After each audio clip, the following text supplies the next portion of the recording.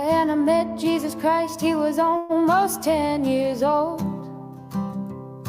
and he was helping his mother push a trolley full of all they owned. And because they couldn't find an inn they could get in, they were heading to the city and leaving Bethlehem. Couldn't you perform a miracle? I'm out of them, he said. I tried turning nothing into warmth, but it just made my mother cry. It just made my mother cry.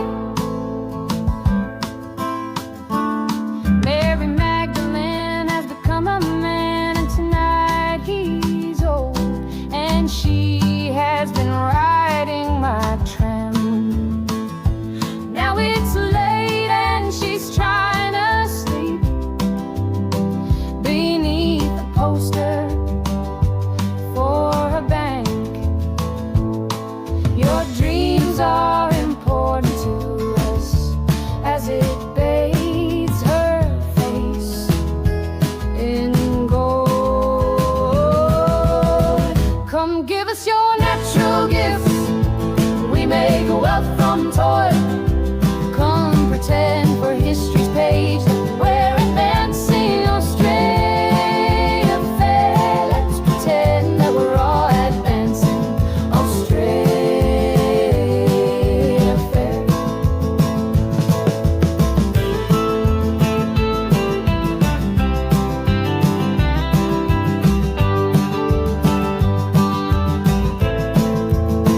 Back down the road I found the church we built on the black man's bones was empty, and out the front a sign read all but sold. A sign read all but sold. And we all owe so much money, but to whom we're not quite sure. So head down, we just keep running along our fading golden shores.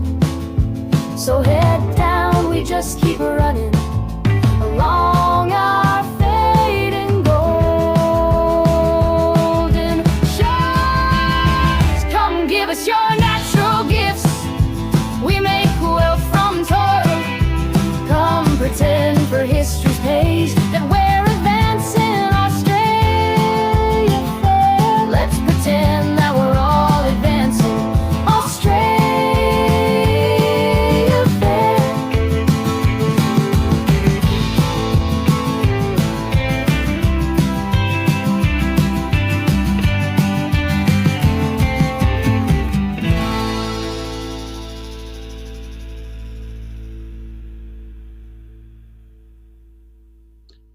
Okay, let's jump into it. I've used this gag once before, but what the hell?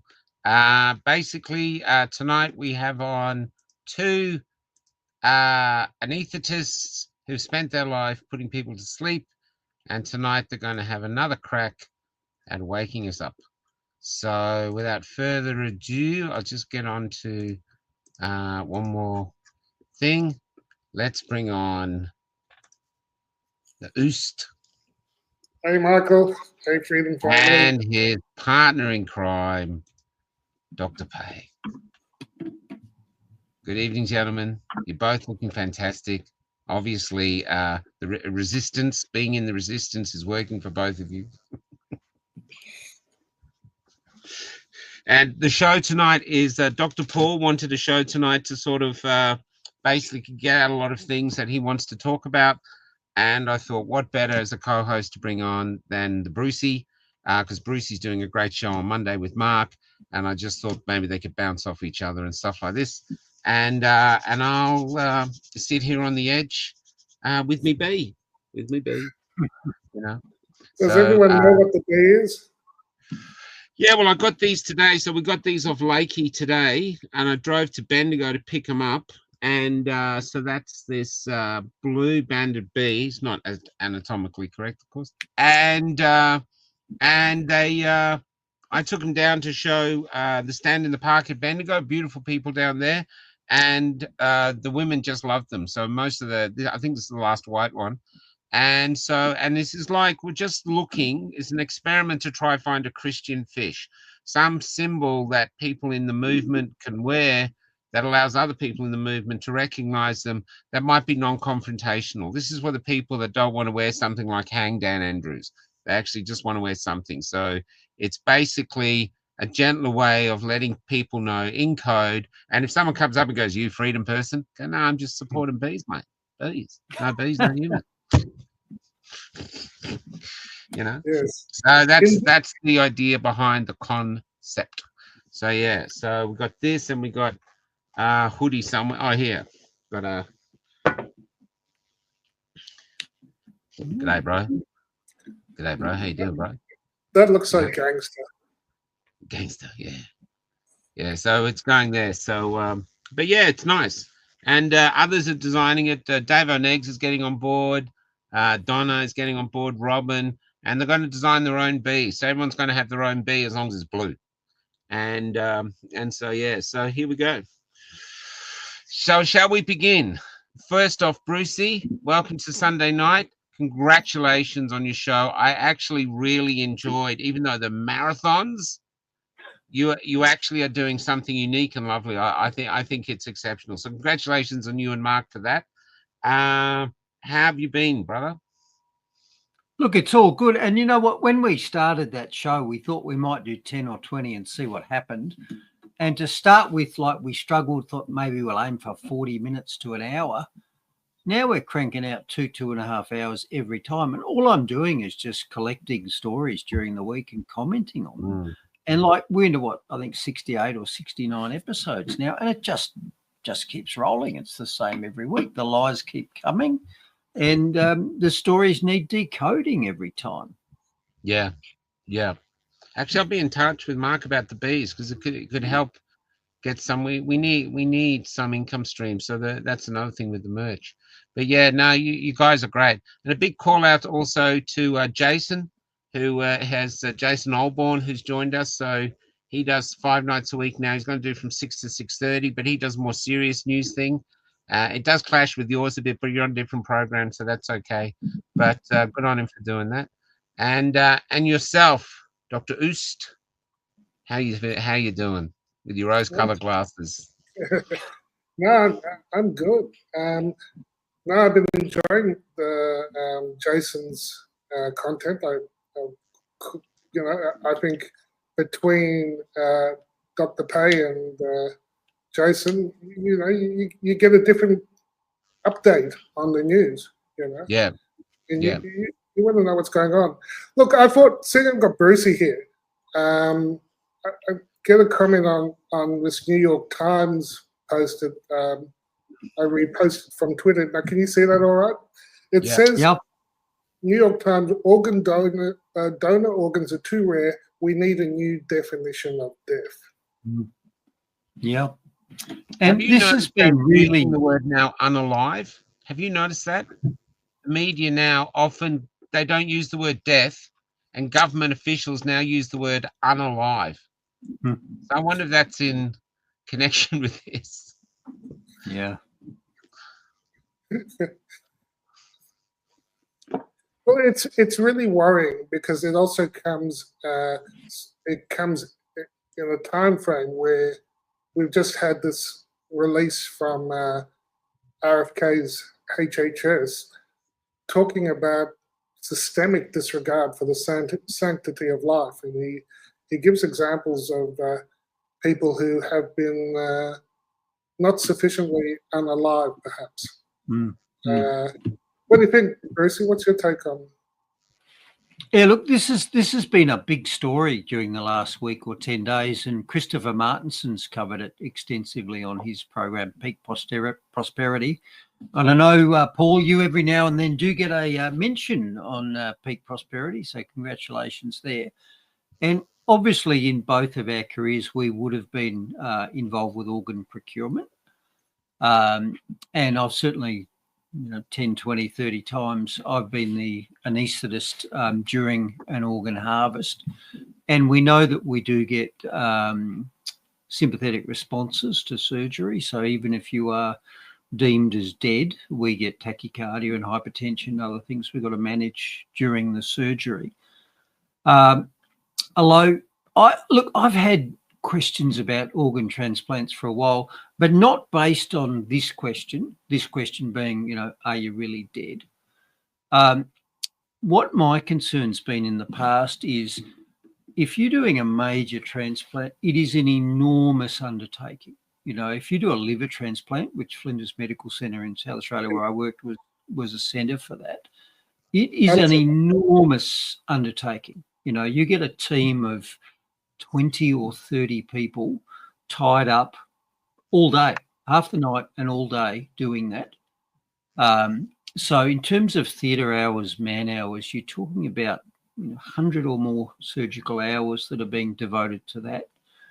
And my concern in the past was is this a good use of those resources? Because very often, it's massive surgery. Often the donor liver is put into somebody who's frankly not a good custodian. They weren't a good custodian of their own liver, let alone the one they got in replacement. So I've often wondered, and if we were running a theatre suite at Flinders and there was a liver transplant, and we go, oh my God, because you just know that the entire day is disrupted by that. So in order to put the liver in, you're getting 20, 30 other operations which are disrupted, delayed, not done. So in the past, I've had concerns about whether that really was a good use of limited resources, but I haven't up until now thought about, was the person really dead, which is what they're talking about this week. So, yeah, I have reservations, but not along the lines that this week's discussion's been about. Is that a question? Is it true that organs can only be harvested from a live human and not once they have died? Well, it depends on the organ, and it depends. Not really. It's better generally if the circulation is still going, because if you're waiting for the circulation to stop before you harvest an organ, then the organ is deteriorating after the stop and you get indecent haste. So I would think most organs are actually harvested from people who've got a circulation but are deemed brain dead these days. Now, that's the key point, though. For them to be a potential donor, they need to be dead, but in a way like brain death after massive head trauma or something like that, where the brain is clearly so swollen, there's no activity, there's no prospect that that person will ever breathe again, wake up to breathe again. That's like, but they're on a ventilator, their heart's still beating. It's a certain specific condition that comes up. Coma, a question that coma is different from brain dead? No, you can have, because you can have a drug-induced coma, which is reversible. That's what anesthesia is in a way. Yeah, exactly. It's a coma that you switch off and they wake up, and if they don't wake up, that's death. But yeah, so it's a specific set of conditions, and these people, these organ procurement organizations, were moving with undue haste far too regularly. Over 100 instances and 70 where there's real concern of whether they met, the real death criteria because of pressures and inducements and like what Bruce is saying about just these are big things. But I think the issue was that they were already, the moment from the 911 call, they were onto them, tracking them down. There's, as prospects here, it's become a big industry. And some of the players, as I understand it, have been acting with undue haste. And this is, again, to me, a concern about incentives, a breakdown in ethics, because it's really hard to believe that, it's just shocking, the idea that someone might move or might have a recoverable condition who has arrived. So anyway, that's what are those the were tests? make sure that they're dead? I mean, is it just, I know we always hear brain Well, activity. there's a whole checklist of things where you have to make sure, for instance, if it was a drug overdose, that the effects of the drugs have left the system. If they've got abnormalities in their electrolytes, or they're too hot, or they're too cold, or there's something else that could be stopping them waking up. All of that has to be excluded. You know, I don't see any excuse for cutting corners here, and I'm happy that it's been called out, because it's incredibly important ethical overstep, I would say. Did you feel in Australia that we had the same issues that have been raised in America? Because I didn't. I can't ever remember having a genuine concern that the donor wasn't at least brain dead, but that's what they're talking about in the US. Not while I was practicing, but that was a different medicine. You know, we've got a profession now that's behaving.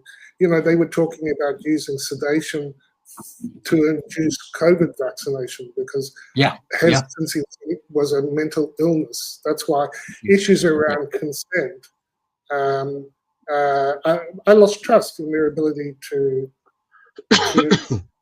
act in an ethical way, because they were seeing things through the eyes of some sort of cult, which didn't have these same principles of ethics.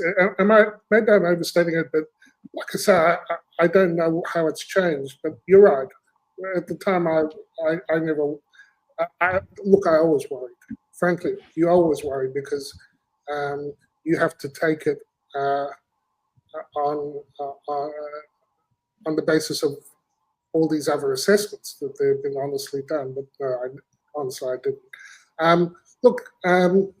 I just want one more question, Paul, before we move on, and this is to both of you. With we had the father on last Sunday with his son Matt and his son who'd had the heart transplant. How do they test? I know you go, okay, someone's died, here's the heart, but how do they know that heart is healthy with all this heart damage that we're seeing across the board? Oh, they would do conventional tests. You'd know the blood pressure, the heart rate. You could do an echo and see the heart function, ejection fraction. This would be part of the workup for someone being able to get it done. Yeah. I mean, I don't have an issue with the process and the idea, but I find it really interesting. The idea of where's the boundary between life and death. It's sort of an important one, and we trust that the people involved have the highest ethics, and maybe they don't. And that's the key question, isn't it? We can't trust the medical profession anymore, sadly. Well, Bruce, why don't you tell them what you said before we went live about consent? And that shows that's the foundational trust issue about consent. Would you mind repeating that? Yeah, so I was relating the story back during the COVID era. I just retired from being a retrieval doctor with MedStar, the Australian Ambulance Retrieval Service. And because I was known, I had quite a few paramedics approach me for vaccine exemptions. And they did that because they were mainly young females worried about fertility. And this was at a time where you had to have the vax unless you got an exemption. Now, as we now know, the unless you got an exemption thing was BS anyway, because they just binned them all. And in my case, that's what they did, because I did proper consults. I had paramedics come to my house. I sat down, did a half-hour consult, which in GP terms is a very long consult, where I asked them about their history, their aspirations, family, what meds they're on, what's happened in the past, and so forth. So I got a good picture of their general health. And then I said, okay, well, I now know about you, so I have to provide information. So if you're going to get the COVID vax, you need to know about risks, you need to know about benefits. And the risks are, we don't know, but they include things like fertility problems, which have now been proven. And the benefits, we don't know. And all the government said is, well, you know, safe and effective. But in fact, if you're a young, fit person, your risk of serious outcome from COVID was minimal. And on the con side, on the flip side, you've got a lifetime of, who knows, 50, 60, 70 years risk of long-term side effects. So I'd say to them, look, I've told you the risks, the benefits, etc. In your case, I think the benefits are minimal. The risks are unknown, potentially serious. So I would advise you not to take the COVID shot. And I'd issue them a note that said, I've done this consult and I don't think the risk-benefit ratio is in this patient's favour, and I recommend that they not get the shot. So in other words, that's you were right. And you were right. The facts 5 years later unequivocally show that. Aged pretty well, didn't it, that advice? But the point I made is ethically, the patient does not have to apply for an exemption. The patient owns their body and they own the right to decide what happens to it. And so all you have to do to get an exemption is say, no, thanks. That's it. No, thanks. You don't have to apply to someone else to issue you an exemption. You own it. You just say, no, thanks. I don't think I'll do that. That was all inverted during the COVID era, where you had to apply for an exemption, which is ethically bankrupt. And then, of course, they simply didn't give them, because doctors like me, the very few doctors who would actually issue exemptions, I'm thinking Mark Hobart, I'm thinking Dennis Barosos, they either got hunted down or, in the very least, their exemptions got binned by some medical bureaucrat. And in South Australia, that was Nicola Spurrier, who was the Chief Health Officer for the state. And my understanding is that every exemption that I issued, leaving aside the fact that I didn't need to issue them, but I did, every single one of them was disallowed by Nicola Spurrier, not on the basis that she was their doctor and was advising the patient, but merely on the basis that she said, nah, bin that. She wasn't the patient's doctor. She didn't have a therapeutic relationship. She certainly hadn't done a half-hour consult with the patient, no therapeutic relationship. She just binned them because, no, everybody's got to get it. This bureaucrat knew more about medicine and the patient than you did, Lucy, somehow. Doesn't matter how much you know, they were my patients, not hers. Now, by the way, I had the same thing. I had the same thing with chemists. So, it used to be back in the day when I didn't know better. I lived in an area and I had several elderly neighbours around me. And each year I would write them a script for the flu shot, and then I would go down to the pharmacy and fill it, and then I would bring it back to their home and give them a flu shot, back when we thought that was a good idea. Now, when COVID shots came out, I couldn't do that. You had to go through a computer-intensive, approved process. But the other thing is, I wrote them scripts for things like hydroxychloroquine. This is before the ivermectin. And I took those down to the local pharmacy, the same ones that have been filling flu scripts, and said, here, I want some hydroxychloroquine. And they wouldn't fill them. And I said, well, hang on, why not? And they said, we've been instructed by the Pharmacy Guild not to fill scripts for hydroxychloroquine. And I said, well, hang on. You're not the doctor. I'm the doctor. I have a relationship with the patient. Here's the script that results from that therapeutic interaction. Since when do you get to intervene in the therapeutic relationship and approve or disapprove that? One of the lies, Percy, is that they said, we're worried that there won't be enough hydroxychloroquine for people with rheumatoid arthritis. Yep. And while they're busy destroying a warehouse full of tablets brought by a certain millionaire that we know. That Clive Palmer donated enough to dose the entire country, and several times. For our protection, they destroyed it. Thank you very much. Yeah. Yeah. Yeah, it's incredible. It's incredible. And then nothing's done. It's just like, oh, well, what do you mean, oh, well? It's just like, I just love the and you hit a war crime, I just love that you wrote exemptions. I think that's that's such a wonderful thing that you got a chance to do. But you're right. People have the right to say no to a medical procedure, and that's one of the big things that the last 5 years has been about. It's about saying, no, you don't have rights. You have privileges, which we will give you if you comply. And Yes, we're part of a generation. The Blue Bee people are going, well, actually, no.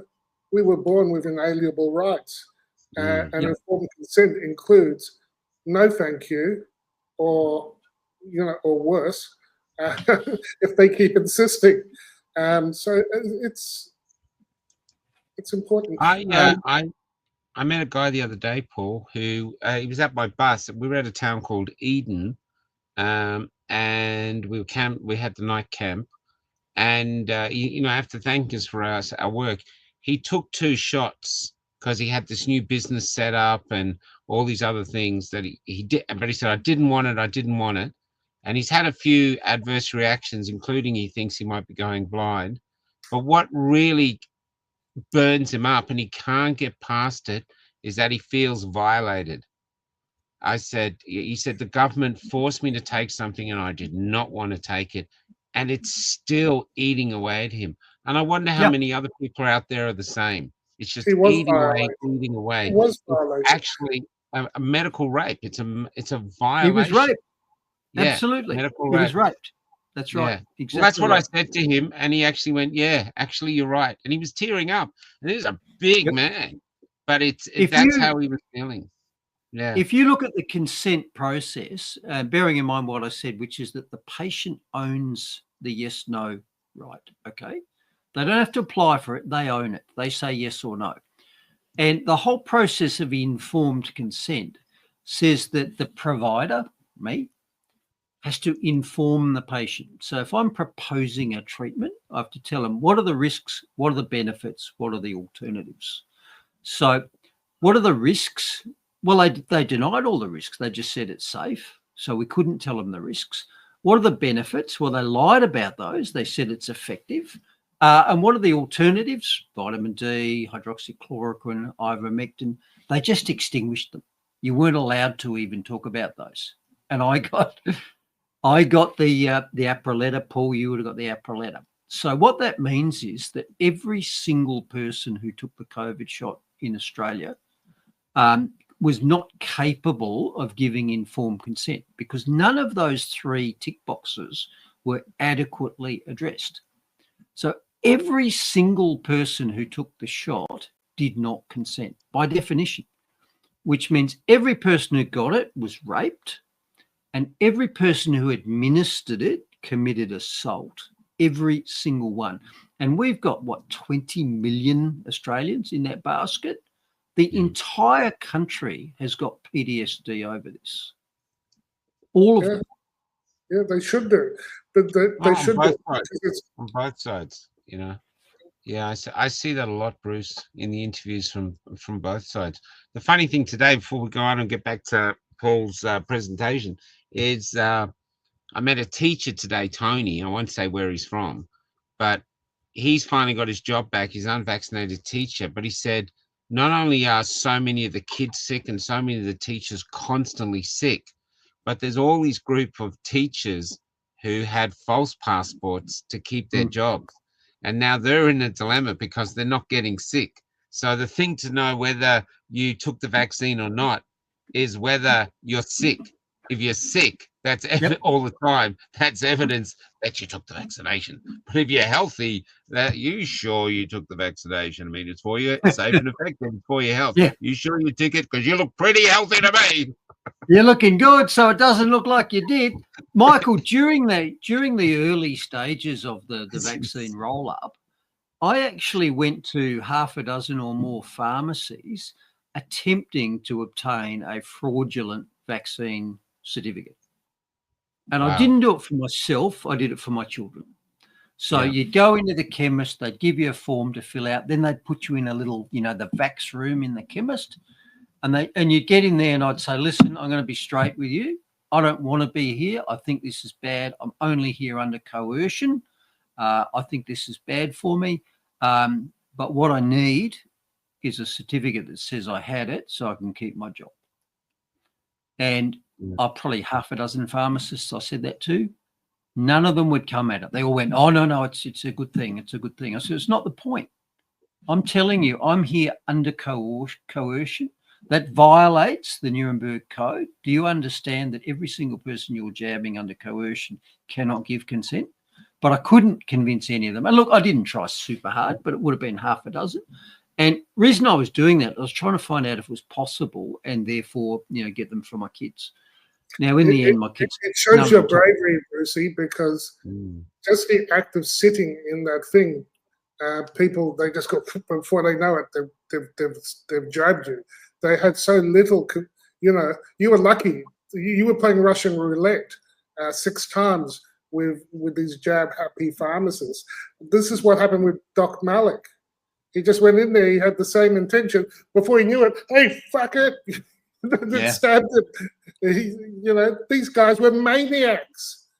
Maniacs had so little concern. You forget how little concern they had for.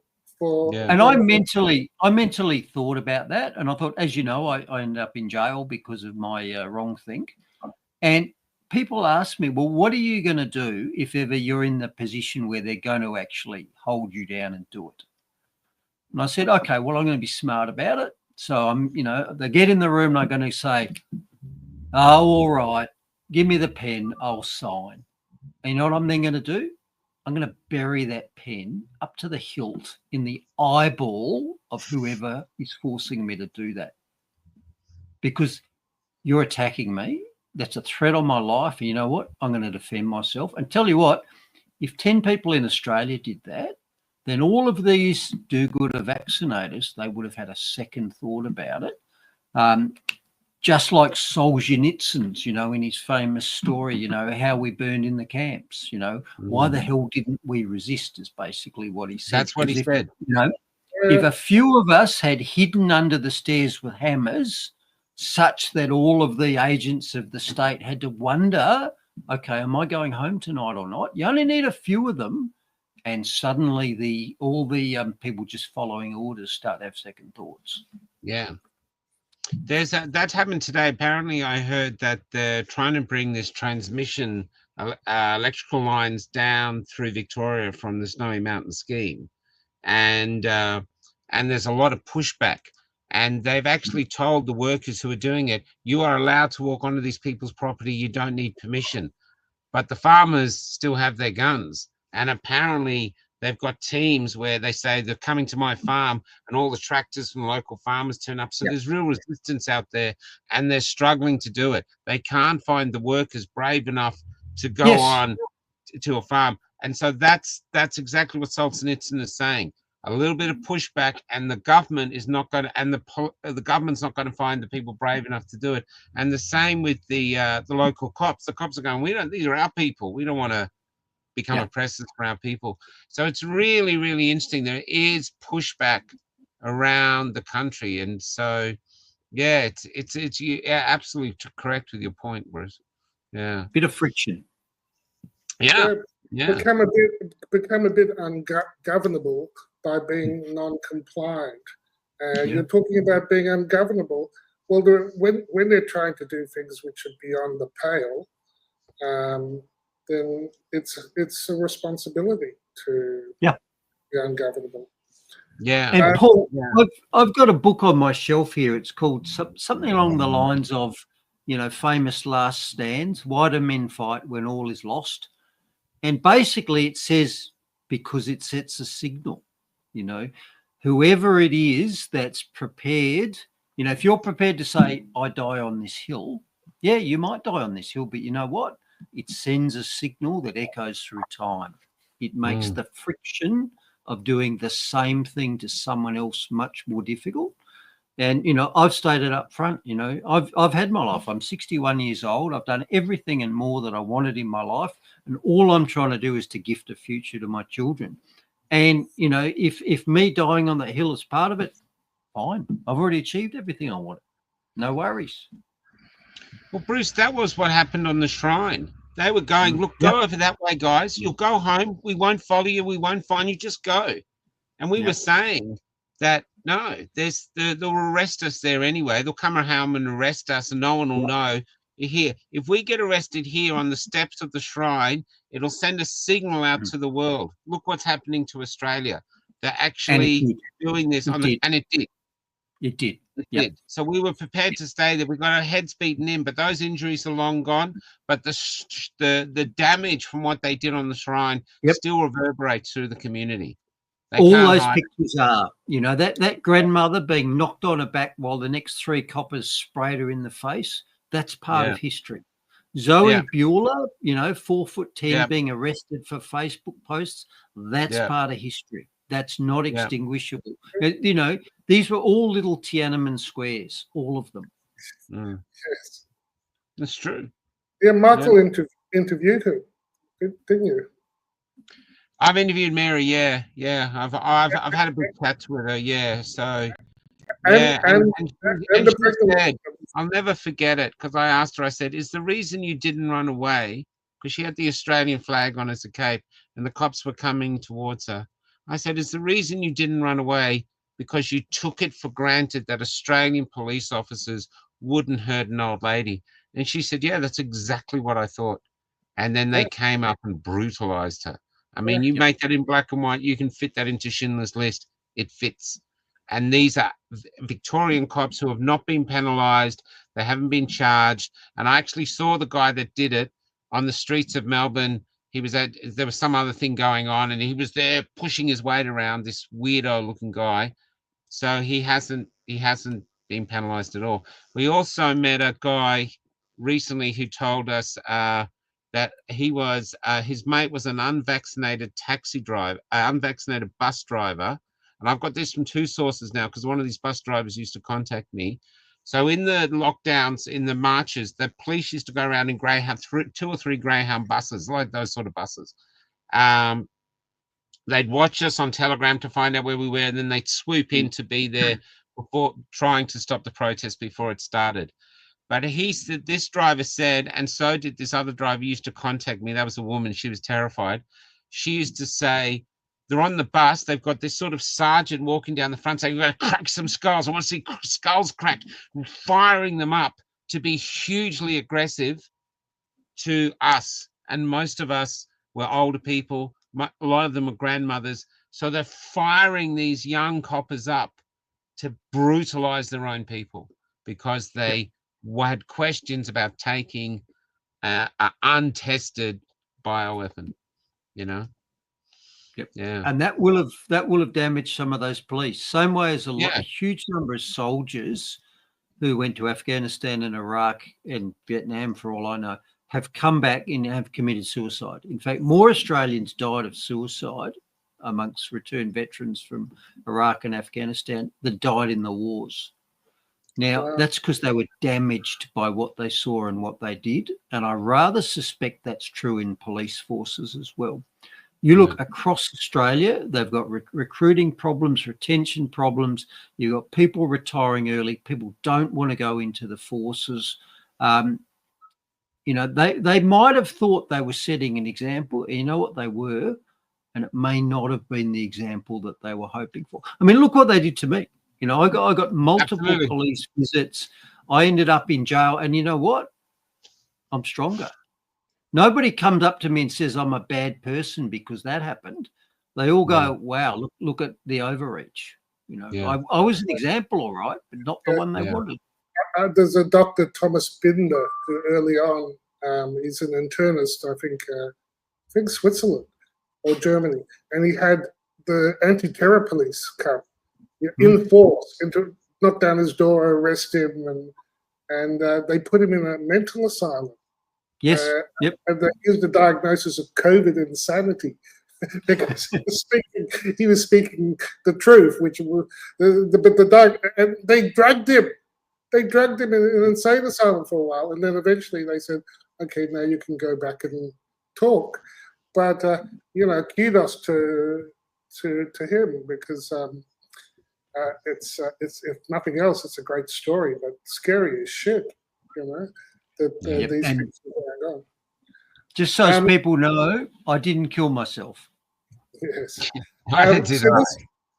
this is Walk us through what led to the decision of finally getting, stopping the underwriting of American taxpayer for this experimental gene therapy, sir. Hi, Stephen. Good to see you once again. What happened is that the data had accumulated to the point where meta-analysis studies could be done.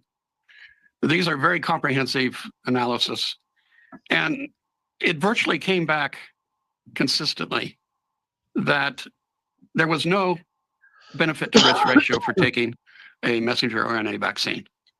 In fact, it was more dangerous to take a vaccine than it was to contract COVID-19 and be hospitalized with it.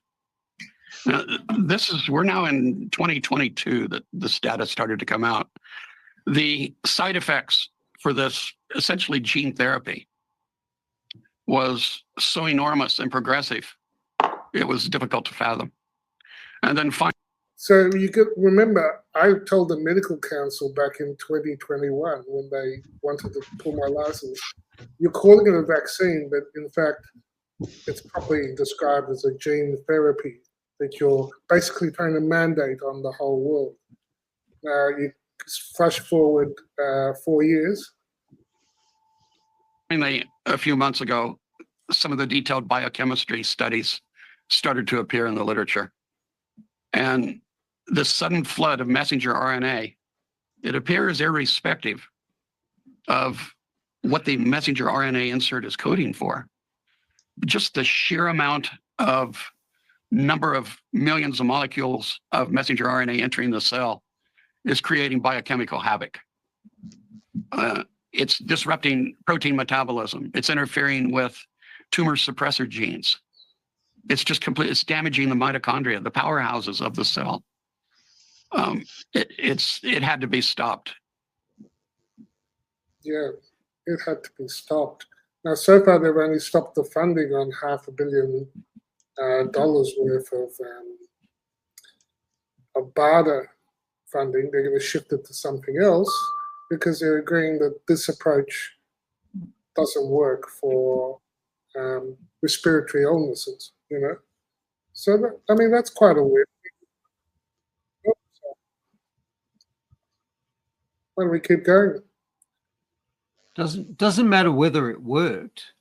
The fact is, there's no off switch. It's not safe. That's right. I actually looked this up today. The CDC originally told us the mRNA would break down within a day or two.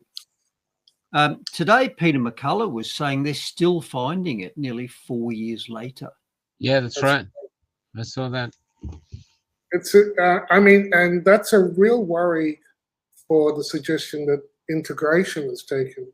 It doesn't prove completely that integration has taken place, but you've got it's persistent production. Like you say, there's no off switch, at least in some people, and the product is toxic. So you've got your body, and if it's integrated, like Philip Buchholz says, maybe 1 in 1,000 cells, that's still a lot of cells that you've altered that are being attacked by your immune system. This was interesting. This is just something I just saw yesterday. Some chip that can be programmed to foster your own stem cell repair. I don't know. Hey, Michael, these guys are rowing from New York to the UK. Oh, wow. Which I think is a cool story. Just like that woman I interviewed did that. Oh, young person. No, I interviewed a woman that did that. Mature person, yeah. There's just going back though. We had Leon from the pharmacist from Darwin, and he can tell by what medications are coming through. He said shingles is through the roof for young people. Yep. He's constantly dishing out shingle medication for young people, and this is you know what that tells me. Go ahead. That tells me you've got a lot of immunosuppressed people. Yep. Immune failure. It's always been that way. And one of the other things that I've got on the posts here is the study that was referred to by that previous doctor that I just had up, Hatfield, I think it is. This is Dr.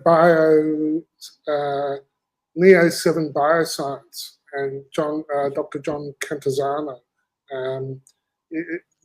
They've been doing really in detail looking at the gene expression of people and comparing normal people with people who are vaccine injured or part of long vax syndrome and long COVID. And they're seeing a veritable shitstorm of dysregulation. So that's one of my posts. But so they're measuring it now. It's a bit hard to ignore. And among that shitstorm is immune dysregulation, hence the shingles, which is what you were just referring to.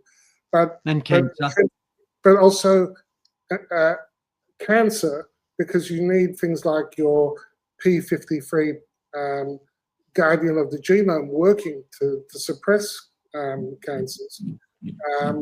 And they're seeing all sorts of basically the mitochondria has also been affected by these. There's real bad mitochondrial dysfunction, which, as you know, when we were talking with Dr. Makis, the mitochondrial dysfunction and cancer seem to go hand in hand. So you've got protein dysregulation. The way the cells produce protein has been messed up. The way the immune regulation, the way it regulates how it makes protein has been stuffed up. I mean, these are all measurable things now, so one of the ways you can deal with it, getting out in the sun, and I noticed that Dr. Hulsher has been posting some stuff about long wavelength flight. This is the stuff that'll go through your clothing, the longer wavelength. And yet it's good for your eyes, it's good for your mitochondria, and you don't need to pay. Don't need to pay big tech to get it. So that's cool. Oh, did any of you guys say? I don't know if this is bullshit or what, but let me play. Oh my God! Did you see that? Oh! Wow. Oh! Oh my God!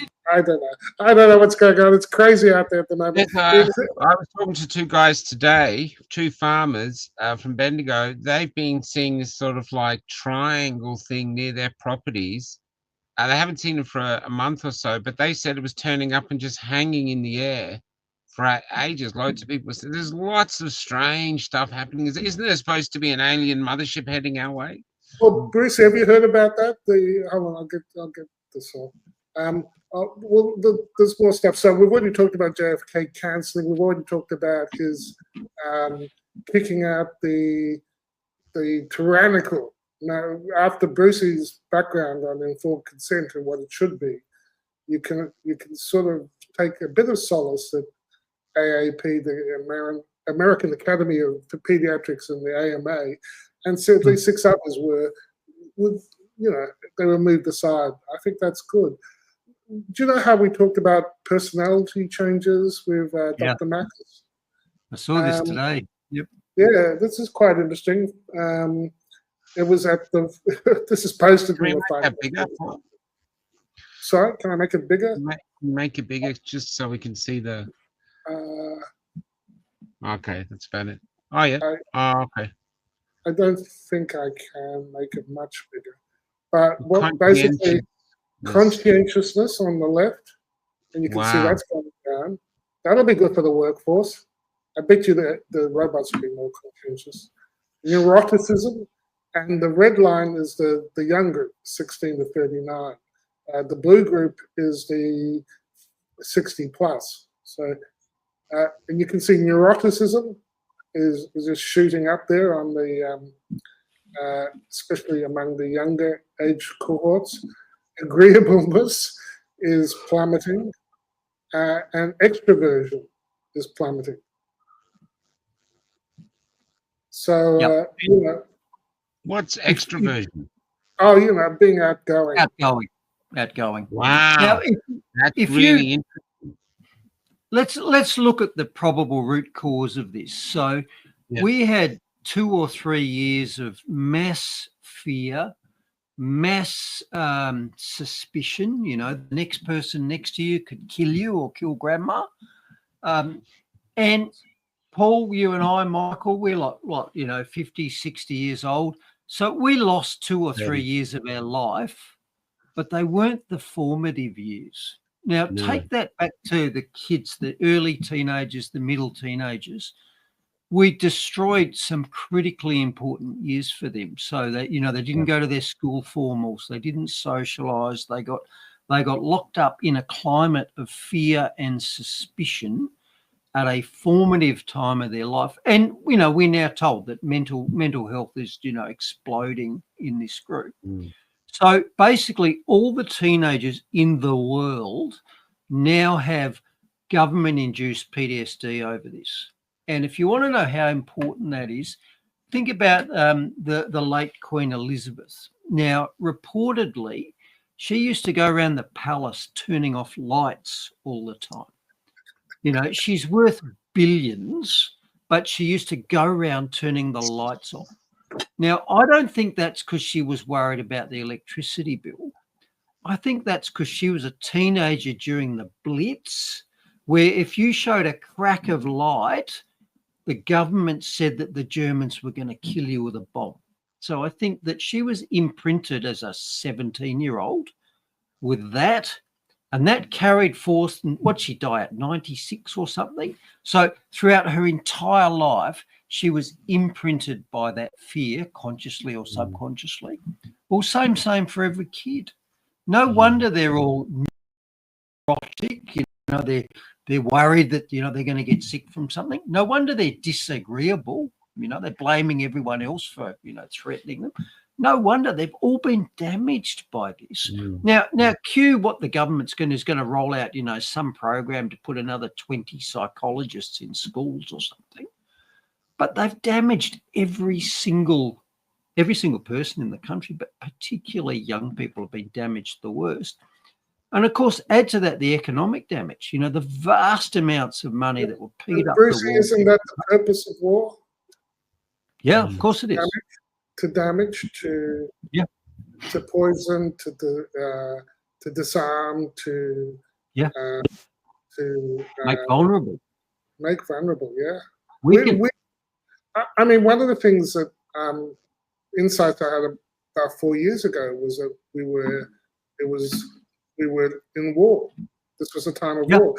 It was just a funky ass war that no one could see, and no one knew who was behind the curtain. So there was no one to really. It wasn't clear. The enemy was sort of this shadowy figure, and I saw it almost like a technocrat, almost like a demon. Because it had elements of spiritual warfare, it was high tech, it was psychological.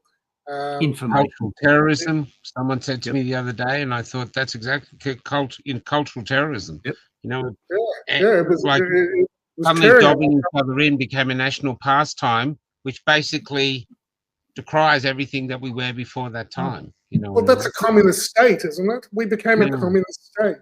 That's we did. Classic. We were like East Germany. And I spotted this.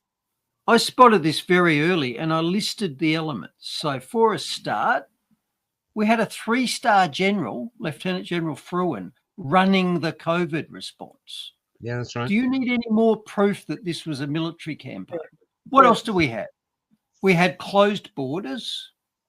We had militarized police in the streets. We had the military in the streets. We had and in country towns, censorship, propaganda. We had identity checks. We had, checkpoints in the streets. You, Michael, you had ballistic trauma inflicted upon you. Like, this was a war. Twice, not only here, but in Canberra as well. While you were spending some time in your holiday home in the prison. We were getting Unavoidably detained, I was. In the watch house. we were getting roasted, and I still interview people today who tell me how burnt they were under their clothes still now, and how when they left Canberra, they parked on the side of the road. Lots of people have told me this, and they said they couldn't move. They were just absolutely exhausted. No one in the car had the capability to drive the vehicle. And I was there, Paul, when you were having a crack at the cop with the LRAD on his four-wheel drive Outside the Governor General's house, yeah. Yeah, man. Yeah. Do you remember when Dan Andrews was putting all these fines for if you stepped off the pathway in parks and stuff?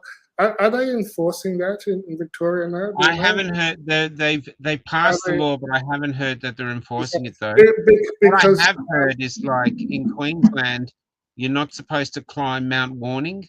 They've got security cards there, but apparently people just go fuck it and they just walk up it. But this is a good point, because it's the people going fuck it and just carry on.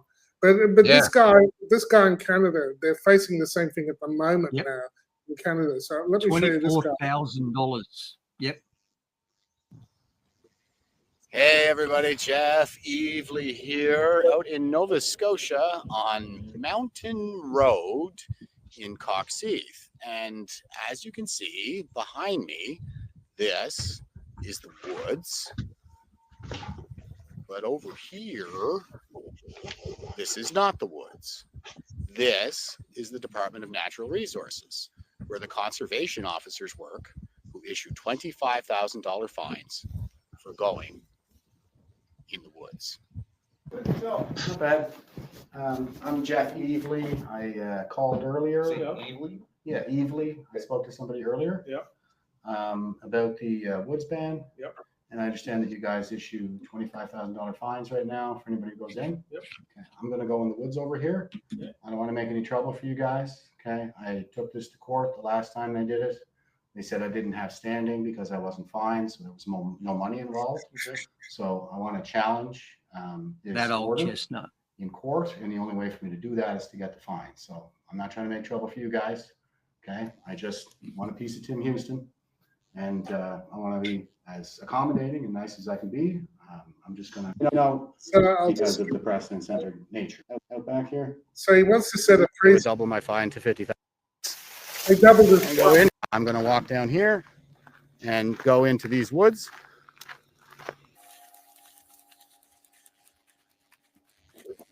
I don't know that there's a good spot to do this, but I'm just going to make this as painless as I can for those guys and go in here. It looks fragile, doesn't it? Fragile environment. And they have me on camera. My camera. Advance for. So he comes back and he gets eventually he gets his ticket. Fine. But and so I'm following this fellow. But I'm quite interested to see. But this is just not non-compliance. This is fucking stupid. I'm going to take this to court. Last time you told me I didn't have standing because I didn't have a fine, so fine me, please. I can take this to court. So I do respect, the cojones on. I mean, this is RFK talking about dropping the 22 comp. Oh, here's Michael. Michael's dropped off for the moment. Yeah, this is Kennedy talking about this, but I really like this. I know we can criticize Jeff Ked that he hasn't pulled the whole platform, and he's talking about universal vaccines, and we wonder whether he's following his promises, if you like. But I thought this was really positive. Hi, I'm Robert F. Kennedy Jr. You're HHS secretary. Let me ask you something.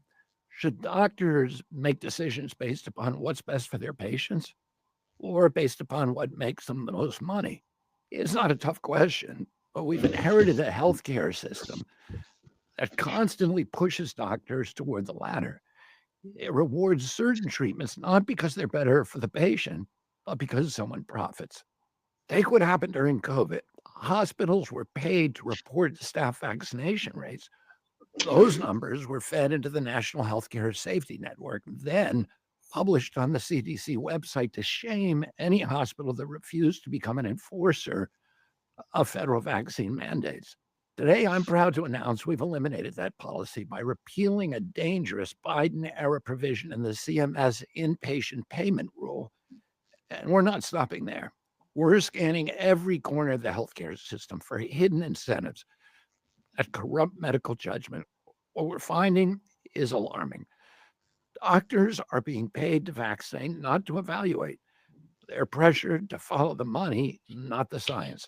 We've recently uncovered that more than 36,000 doctors had their Medicare reimbursements altered based upon childhood vaccination rates. That's not medicine. That's coercion. It's immoral. It has no place in a constitutional democracy or in a system that claims to protect children. Medical decisions should be made based upon one thing and one thing only: the well-being of the patient, never on a financial bonus or a government mandate. Patients deserve honest, uncorrupted advice from their doctors. Doctors deserve the freedom to use their training and to follow the science and speak the truth without fear of punishment. Doctors should be guided by medical judgment and their Hippocratic oath, not by financial incentives or government mandates. That's what this policy change is about, and it's just the beginning. Thank you very much. So I love Wow. that. And it's like what Brucey was doing, offering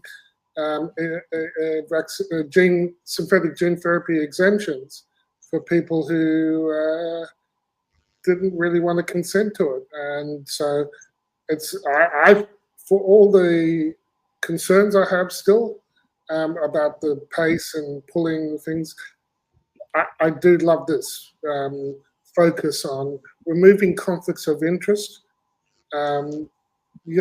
Returning data, returning ethics to, and unlike us, they haven't signed up to the WHO tyranny in the US. We're all lined up, ready for the next, the next PHEIC, the next fake. They just have to declare it. This reminds me of Dr. Jareth we were talking about, Paul, who I think he was suspended before COVID, and because he didn't want to participate in abortions, and I believe that he's finally being deregistered.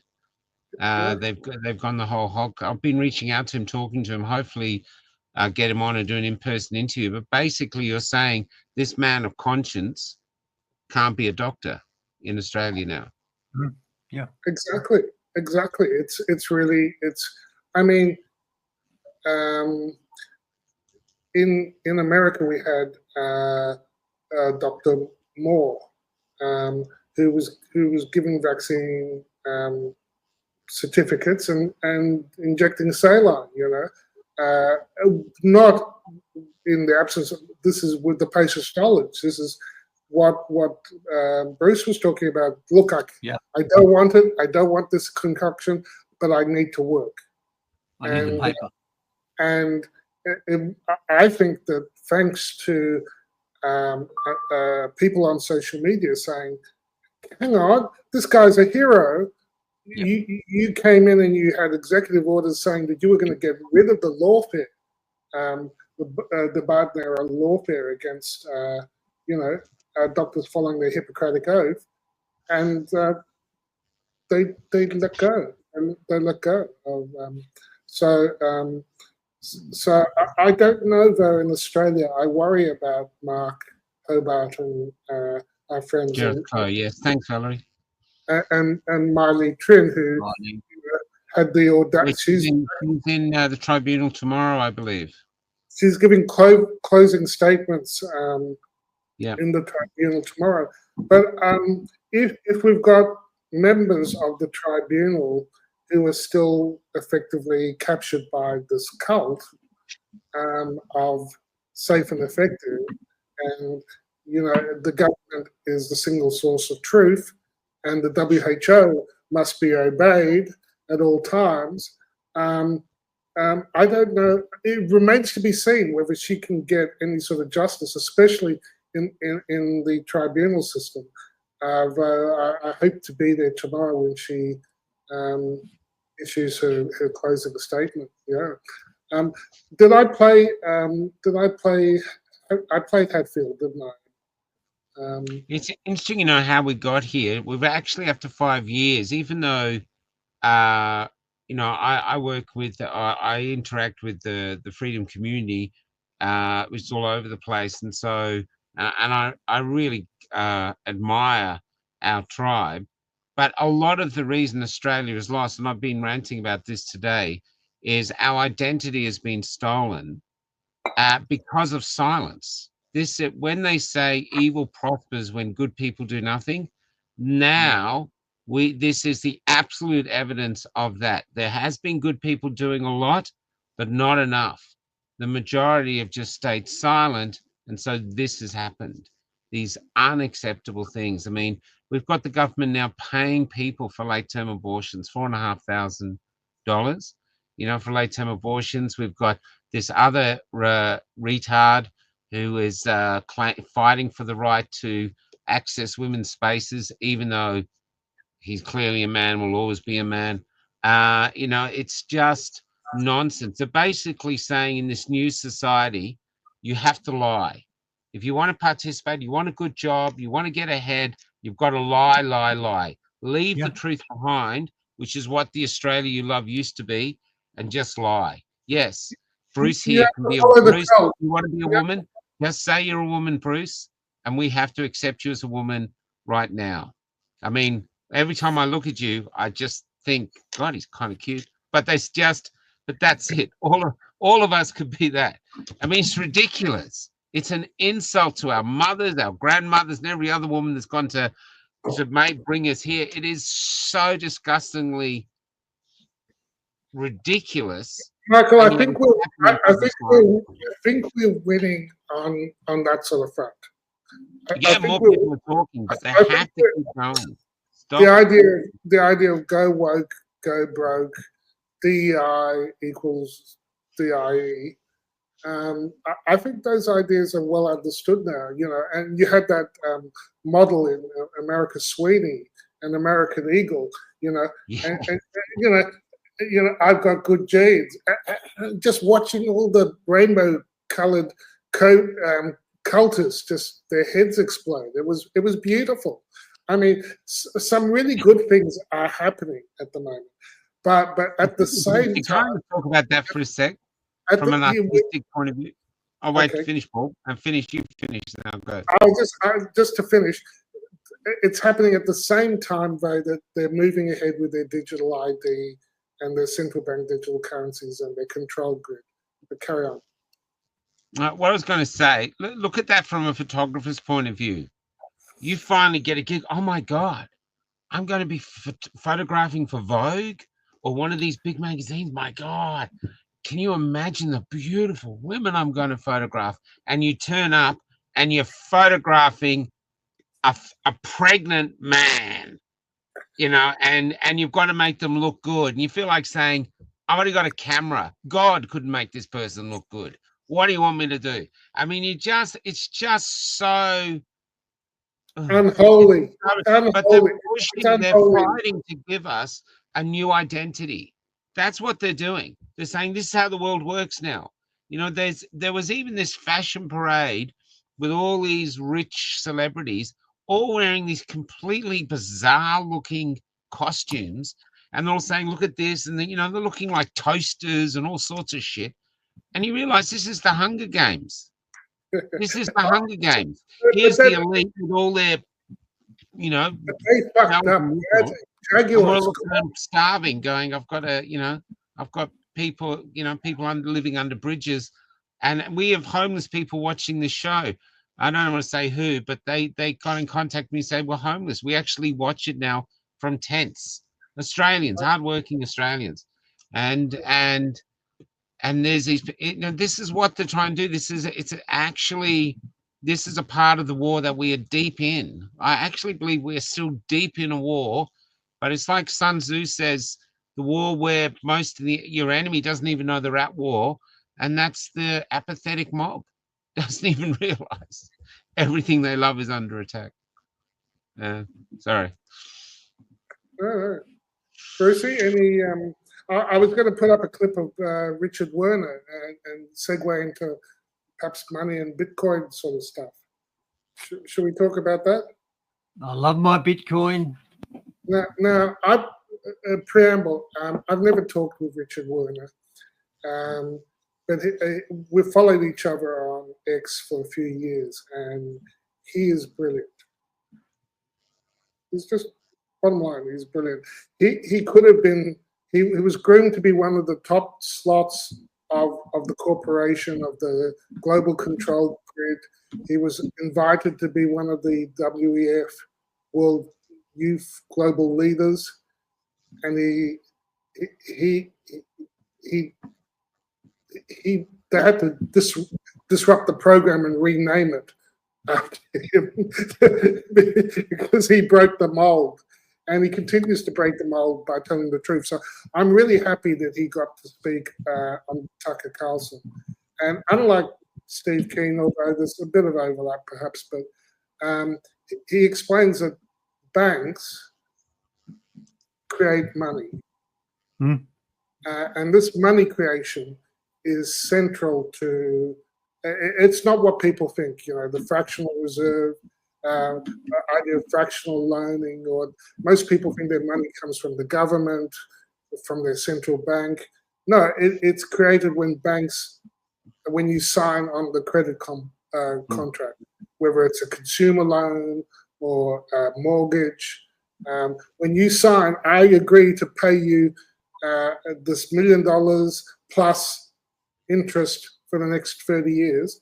You create a contract, and then they, out of thin air, the bank, your commercial bank, give you a deposit in their account. And they say, look, you've got a credit. And that's actually how the vast majority of our digits, our dollars, come into being. Anyway, he's talking about it as a Ponzi scheme, which I think is accurate. What's that? Yes, what was that? The Paris Games. I'll bring that back, don't you worry. Jesus Christ, as a gay black woman playing Jesus. So Jesus Christ Superstar now has a gay black woman playing Jesus. Any black lesbians playing Muhammad? I doubt it. There's a mental illness going on there. Anyway, I'll play a couple of short. But it's a Ponzi scheme because it works only as long as the banks continue to create more credit for others to join the game and buy these assets. And the moment the music stops, the banks don't increase credit for asset purchases, then asset prices won't rise anymore. Because with this, when I discovered this, I found the causal factor behind the land price rises. And I tested it, and it's true. It's the real estate lending explains the real estate price movement very nicely. And that's, of course, that has many consequences, but it's a Ponzi scheme. So you can see I'm worried about Australian housing values. We had a crash in China, where their income to housing price was, up to 60, where 2 and 3 is considered affordable. In Sydney, we're at something like 12, 13 and going higher. So the ratio between income and house prices has never been so out of place. And I say this because once you understand that the money is created by the banks when they create credit, well, who do they lend to? They lend in Australia. We've got such a huge housing price because the bankers continue to lend for it. Now, he makes the point that if you lend for commercial credit, credit cards and stuff, and that's maxing out in many countries at the moment, that's what causes inflation. When the banks create credit so you can buy shit and purchase services, because it doesn't create any more of the stuff. They're just increasing your credit. So it's and one of the other key things that he talks about is he talks about how interest rates. We've got this dogma that when interest rates go down, it stimulates the economy, and when interest rates go up, it's a constriction on the economy. And his research shows it's the opposite direction. You know what I mean? When he actually measures it quantitatively, it's actually the interest rates follow the health of the economy. You know, so a healthy economy produces higher interest rates, and one that's in depression and contraction has a low interest rate. And there's one other quote here. So this is in particular. If they were just financial intermediaries, it wouldn't be a big. That's one of the theories. See, modern economics doesn't include banking. It's one of the things he said in the interview. So because they just consider banks intermediaries and we can ignore it, they completely lose the plot. They lose the fact that they're actually creating the money, you know. And one of his things that he pushes for is, you know how in Australia we have our banks focused on a small number of mega banks. Well, big banks lend to big players. They don't lend to small players. So one of the things that Professor Werner pushes for is everything is being centralized to smaller and smaller numbers of banks ever since, 100 years. So the falling of the this is concentration of power and big banks. So you need small banks. You need banks in the communities that will lend for production, will lend for small business, will lend to small people. Big banks don't do that. That's what he shows. So the problem isn't less banks, it's more banks. People who will use a system to create credit for productive purposes, and particularly for small business. Anyway, this is about housing market. If they were just financial intermediaries, it wouldn't be a big deal, but it's money creation. So actually the banks are creating a lot of money and they're pumping it into the real estate market. And now you don't have to have studied economics to tell me what's going to happen with real estate prices. When all the banks are creating new money and they're pumping it into the real estate market through their real estate lending. What's going to happen is what's happening in the United States, where real estate becomes unaffordable. Exactly. It's not rocket science. Real estate prices are pushed up. This is true for all assets. So when banks lend a lot for financial assets, the values of these financial assets will be pushed up.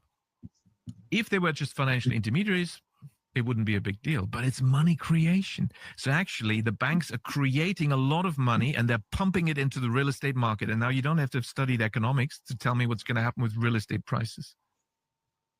When all the banks are creating new money and they're pumping it into the real estate market through their real estate lending. I think what's going to happen is what's happening in the United States, where real estate becomes unaffordable. Exactly. It's not rocket science. Real estate prices are pushed up. This is true for all assets. So when banks lend a lot for financial assets, the values of these financial assets will be pushed up. So there you go. I saw this guy today. Says obviously popped up on a few places, and perhaps I can just make a few observations for people who didn't follow.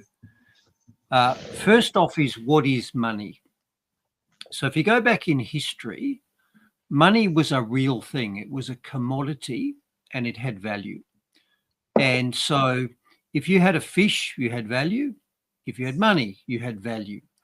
And indeed, if you went back before money was created or invented, in order to make a transaction, two people had to be in the same place at the same time with reciprocal wants. So the person with 5 chickens had to be in the same place at the same time as the person with a goat, and each one of them wanted the opposite. So you had to have 5 chickens and a goat and 2 people who wanted to swap those things in the same place at the same time. And that's why barter was difficult. So money was invented as a commodity to put in the middle of that transaction, so you could split those 2 people up in time and place. So the person with 5 chickens could turn those chickens into money and then go away somewhere else and then turn the money into the goat somewhere else. So much more efficient. But the key thing is that intermediate good, the thing that stored the value of the chickens or the goat, had to have value intrinsic in itself. And the free market experimented with all sorts of things for that intermediate value storage good. You know, it tried cigarettes, wheat, salt, large rocks, shiny beads, silver, gold. And the free market determined that gold and silver were the best things to do that job. So for a long time, the way you stored value was gold and silver. Because money basically is stored work. So you had to have something in order to have your money control itself. You had to have work embedded in it. And so the way or energy, if you could say work energy, yeah, agreed. Interchangeable without going into the physics of it. And so it was essential that your money had to have work or energy required to make it. So in the case of gold, let's say I own an excavator. I can use my excavator to dig up iron ore. I can use my excavator to dig trenches or make foundations, or I can use it to dig up gold. And if too many people are using their excavators to dig up gold, the supply of gold goes up, the value of gold goes down. Some people stop doing it. So the value of the money, in this case gold, the market just regulates it by market forces. Now, in 1971, Nixon took the US off the gold standard and said, we don't have to have work embedded in the money. We just print it. So that was going on. They defaulted on their international obligations. But it's interesting, the language, isn't it? They say, oh, we just temporarily suspended convertibility because there were speculators, foreign exchange speculators. And then dirty hoarders. 54 years later, the dirty hoarders are still... exactly right. I think it's, yeah. But the point I'm making is that money has to have energy or work stored in it. Otherwise, you can just print it and there's no control over it, which, of course, is what governments have done since 1971, back in the days when the the pine lime splice I could buy for 17 cents now costs $3.50, because almost all of the value of that money's been stripped out by governments just printing it, which is what they do. Now, the second point I wanted to make was interest rates. So since 1971, when you didn't have to have real value, real work, you know, gold, when you could just type it into a screen or print it on a banknote, of course, governments did that, and they love that because they get free money to spend, but there's no value in it. You know, it just steals value from the money, which is why counterfeiting's illegal. You know, if I photocopy a $50 note, there's no value in it. And so it just steals value off everybody else's money. And of course, when the government photocopies a $50 note, it does the same thing. It's not illegal because the government's doing it, but tell you what, it still steals value from it. So that's the problem when you disconnect your money from work. It's not illegal for the bankers. Yep, and it's totally not legal to for do the it. bankers to conjure up $100 billion, $1 trillion to give to their friends. You know, especially with lower interest rates. So next point I was going to make is that, okay, so the government created for themselves the ability to print money.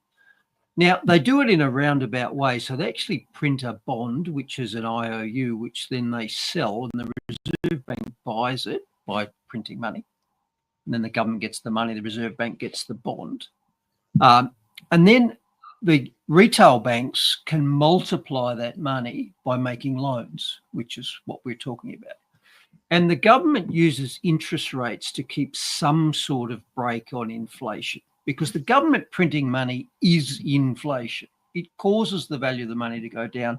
Therefore, it causes the price of goods to go up. So in order to hide that, they try and control the bank's secondary job of multiplying that money by making loans, and they make loans again by printing money. And they set interest rates to try and control that. You know, if inflation goes up, they raise the interest rate to make it harder for people to borrow money. So that's why they're doing that. But here's the thing. If you ever think about what interest is, it is the rental price of money. So if I'm a bank and I want to make money by loaning money out to customers, and by the way, you don't loan it, you rent it. You know, when a parent gives their kids money, that's a loan, right? When a bank gives you money, that's rented. It's not a loan. It's not the same thing. So the rental price of money is the interest rate. So they're setting the price of money by setting the interest rate. And that's got a whole lot of factors that feed into it, like how much demand is there for money, you know, what's the risk of loaning out? There's all sorts of things that go into it, which means there is no one interest rate. You know, it'd be a bit like saying there's only one insurance premium for cars. Doesn't matter how much your car's worth, what your risk is. Doesn't matter whether you're an alcoholic or you're a 20-year-old kid who's already crashed his Rex 3 times. There's just one rate for insurance, one price. So when governments set an interest rate, there's one price. Now, not only does the government not know what the rental price of money is, because there isn't one price, changes it all the time depending on the risk and other things. But even if they did know, they can't set one thing across the board. And of course, they don't know because it's different in different places. So the government price fixes the price of money by setting the interest rate. Now, we have a consumer protection organisation that actually looks for price fixing. You know, businesses get together and collude to fix the price of something like petrol. That's illegal. And yet the government does it for the single most important price in the entire economy, the rental price of money. But that's just okay. So that's what's really going on. It's no wonder the economy is distorted. No wonder things don't work. Yeah. Anyway, rant over. I think I that's just want right. to show you. I found the Jesus Christ, the new Jesus Christ. That's her. So Jesus Christ Superstar is now going to be played by a bald black lesbian. Just saying. Oh, really? And so it's the continued attack on Christianity. You know, the Dr. Jareth Coy. I think I'm sure that would have done down just fine in 1950 America. I mean, nothing's changed. The culture's the same. In Alabama, so Mississippi, Alabama. But let's go back to Dr. He and Dr. Hobart, both of them attacked for their Christian values by APRA, and then Jareth is deregistered. If you remember, the opening of the Olympic Games was a full frontal attack on Christianity. You know, they had and lesbians and gay people and trans people for the Last Supper. They came back and said, no, it's not the Last Supper. It's a bullfuck shit. Just, we know exactly what it was. Full frontal attack. And what they're looking for is the reaction from people.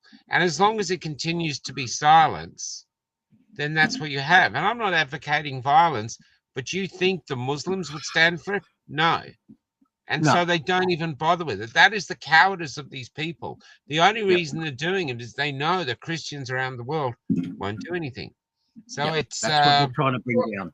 I think the Christians are starting to stand up.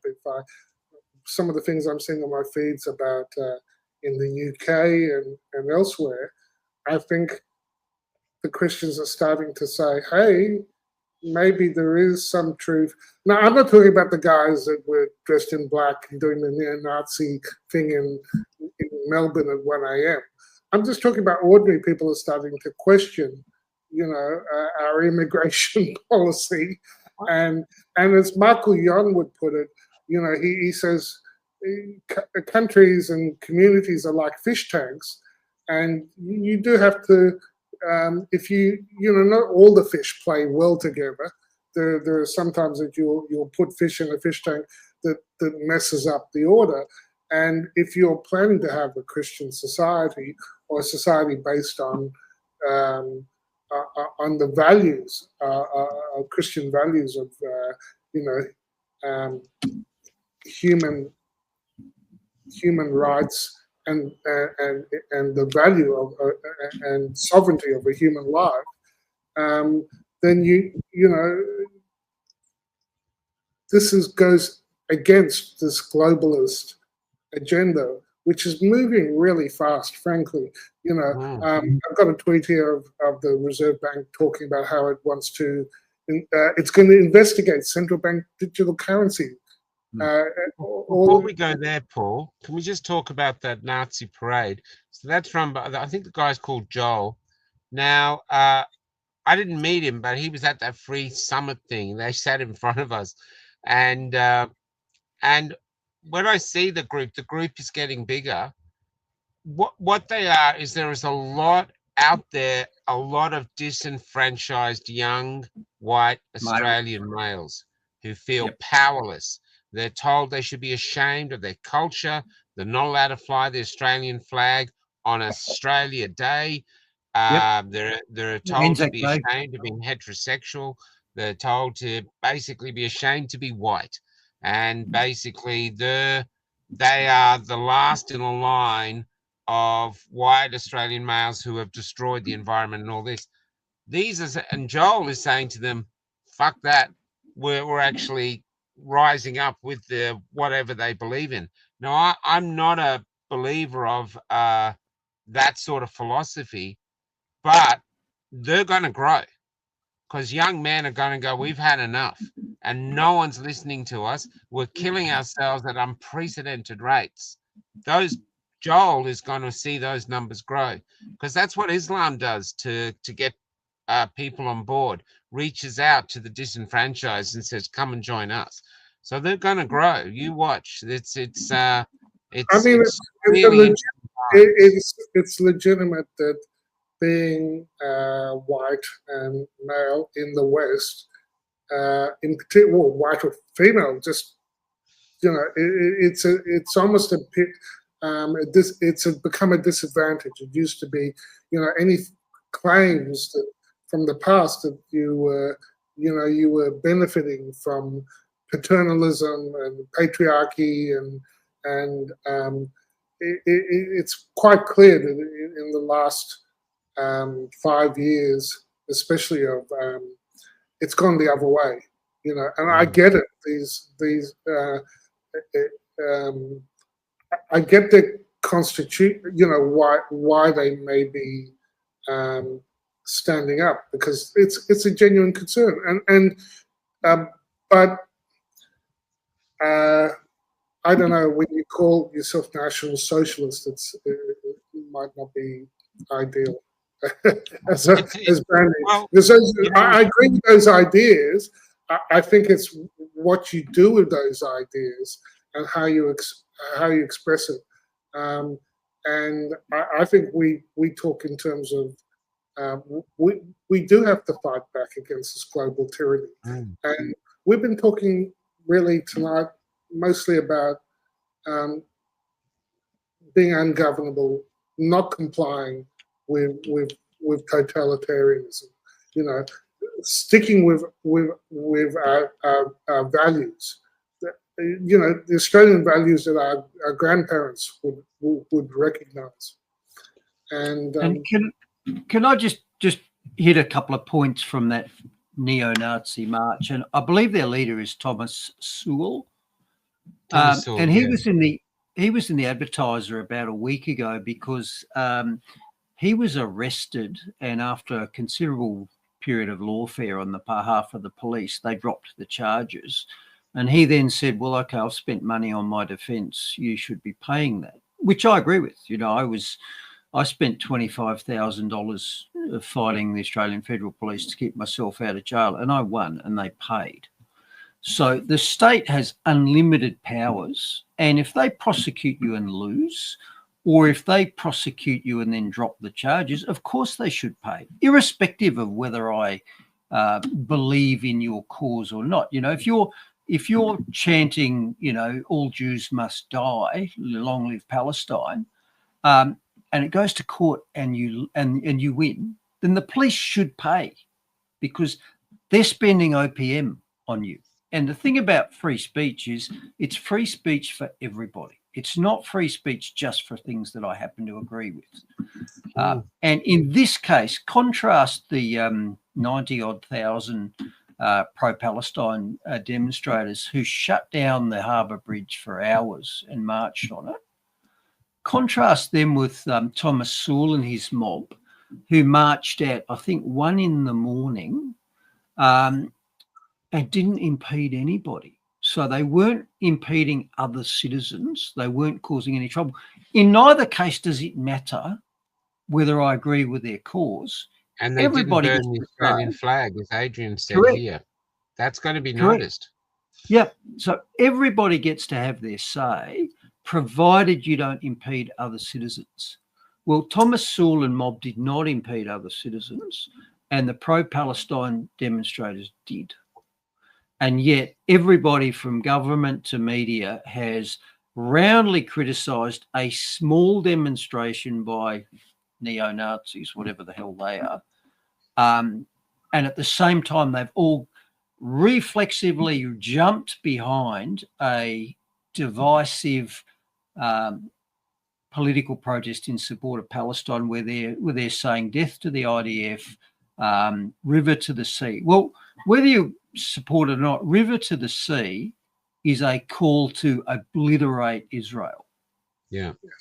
So they're basically standing up and saying, we want 9 million Israelis either moved or dead.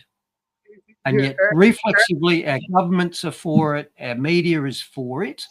Doesn't matter whether you're for it or not, you can't incite violence and you can't impede other people. It is instructive, isn't it, that they didn't face any resistance officially. They were, there were no riot police stopping, riot squads preventing them crossing the bridge. And if only one of them had said, I don't want the vaccine. Yep. Bring out the armored cars. We got an unvaccinated Palestinian here. Look, genocide,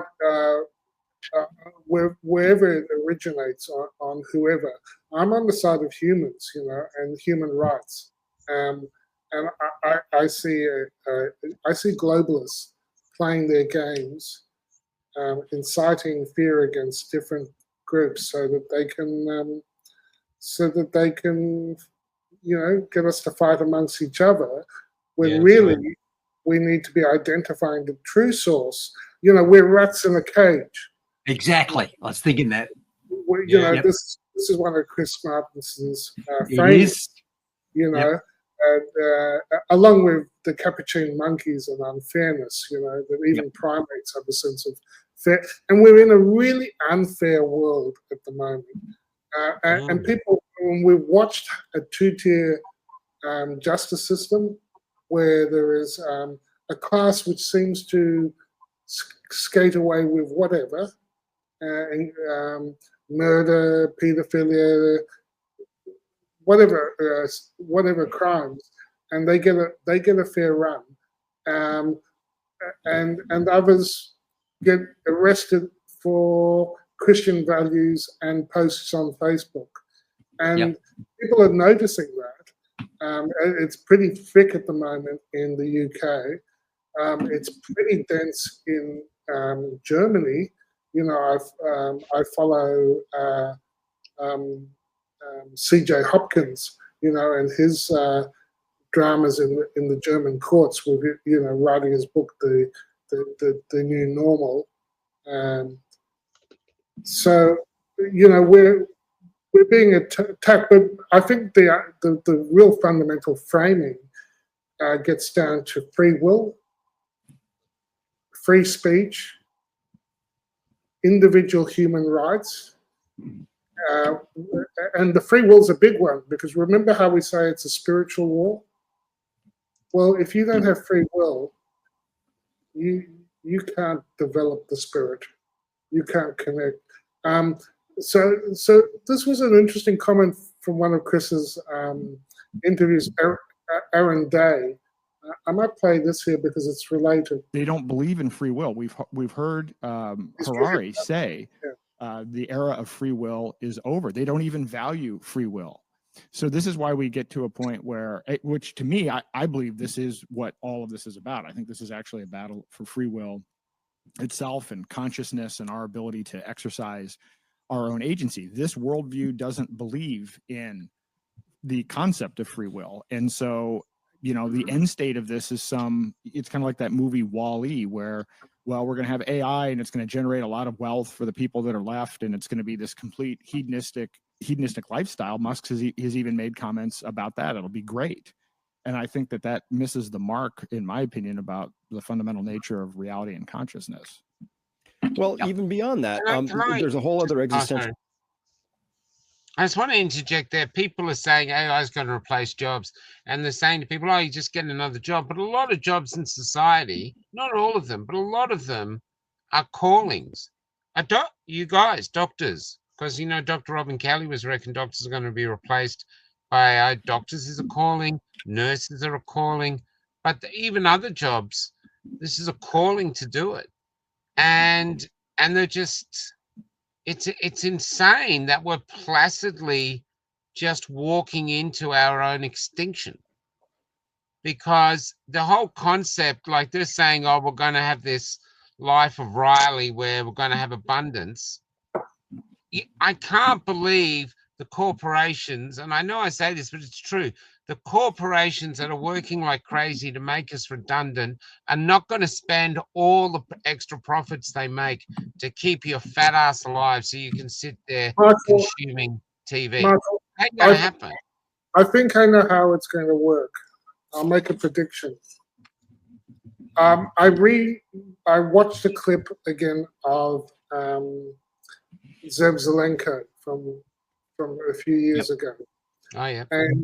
And he reminded me yet again of Microsoft, Bill Gates, worldwide patent WO 2020 06 06 06. And I reread the patent yesterday, and look, it was all about marrying cryptocurrency with activity, with your biometric signal. In other words, your compliance. They give you a task, you do it, you get cryptocurrency. I think this is how the UBI is going to work. Of course. I think Trump's the Trumpish embracing of crypto. On one hand, I'm very supportive, but I can see how it fits so perfectly into the agenda of the globalists to link control and compliance with payment. You know, you comply, as in biometric, as in digital ID, as in social media ban for under 16s. You comply, you will get paid. You don't comply, you don't get paid under the new system. And you know, one of the posts that I have queued up somewhere here is the Reserve Bank saying, "Oh, Australian Bank Reserve Bank is looking carefully into, you know, studying." At the same time, Europe is talking about introducing a central bank digital currency, and none of this happens without digital ID. And remember what COVID was? Yeah, COVID was the warm up. COVID was like, no, you don't. You're not. They're saying you're not an sovereign individual with human rights and that can go anywhere within minor limits. Basically, you can. It's saying no. You stay at home, and if you want to go out, you can do it if you comply with our actions. So that's what I see. That's what I see coming. You know, I think I love cryptocurrency. Don't get me, Brucey. I'm watching Bitcoin breaking out, and it hasn't made its all-time highs in Aussie dollars yet, but it's flirting at it, and yeah, it has made all-time highs. No, that was about 185 a couple of years. I think 190 is all-time highs in Aussie dollars. Just as a small segue, they've managed to identify the moment where Bill Gates decided to kill us all. Have you seen that? Yeah, yeah, I've heard that. I mean, it's insane that this guy is walking around free. And I noticed that there is a trial in the Netherlands, in Leeuwarden. And I note that the chief lawyer is in jail. I think is it Arno van Kessel. So he's got his second in charge running the case. And I note that our friend Rainer Fulmich, who we've had at the cafe, is still in jail. Yep.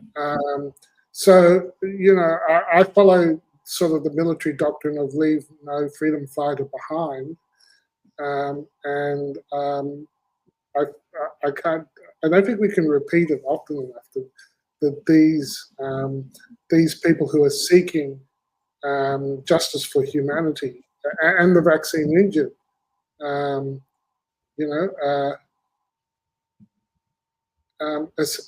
being imprisoned. So that's just mind-boggling to me. What do you think, Bruce? Well, absolutely. And I want to just hit a point that you started talking about a minute or two ago, and that was AI is going to be this new era. There's going to be a new utopia. You won't have to work. We'll all get UBI and, paint masterpieces and do ceramics and so forth. And we'll, freed of the tyranny of work, we can, explore our inner artistic selves. That's sort of what they're telling us. Well, here's the problem with that. As Jordan Peterson pointed out, men, and yes, I mean men, are beasts of burden. And if you don't give them jobs to do, they get depressed and they get troublesome. So men need to chop wood, they need to drive trucks, they need to do stuff, they need to have purpose. Okay. Yeah. Now, if that's all outsourced to AI, those men are not going to be happy doing pottery in their basement. We have this young generation of men who are playing video games in their basements, and their mental and physical health is catastrophically bad because that isn't enough. Now, add to that, if you want experimental health, do yourself a Google on the mouse utopia experiments. So these were in the 50s or 60s where they set up the ideal mouse world. It was a big enclosure. There was more than enough food. There was exercise wheels. There was little nesting boxes, etc., etc. And so they put the mice in there where they had everything they needed. They could just, amuse themselves doing pottery or writing poetry. And what happened is after a few generations of utopia, the mice basically checked out. They stopped breeding. They just fought amongst themselves to the point where the colonies crashed and actually extincted themselves over a period of generations. Now, they ran this experiment, guess how many times? Wasn't it about 3 times, I heard? No, it was 50 plus times. They ran this experiment more than 50 times, and the result was the same every single time. Multiple generations of utopia led to self-destructive behavior, loss of interest in procreation, and extinction of the colony every single time for more than 50 iterations. Well, hello, look at the world around you now.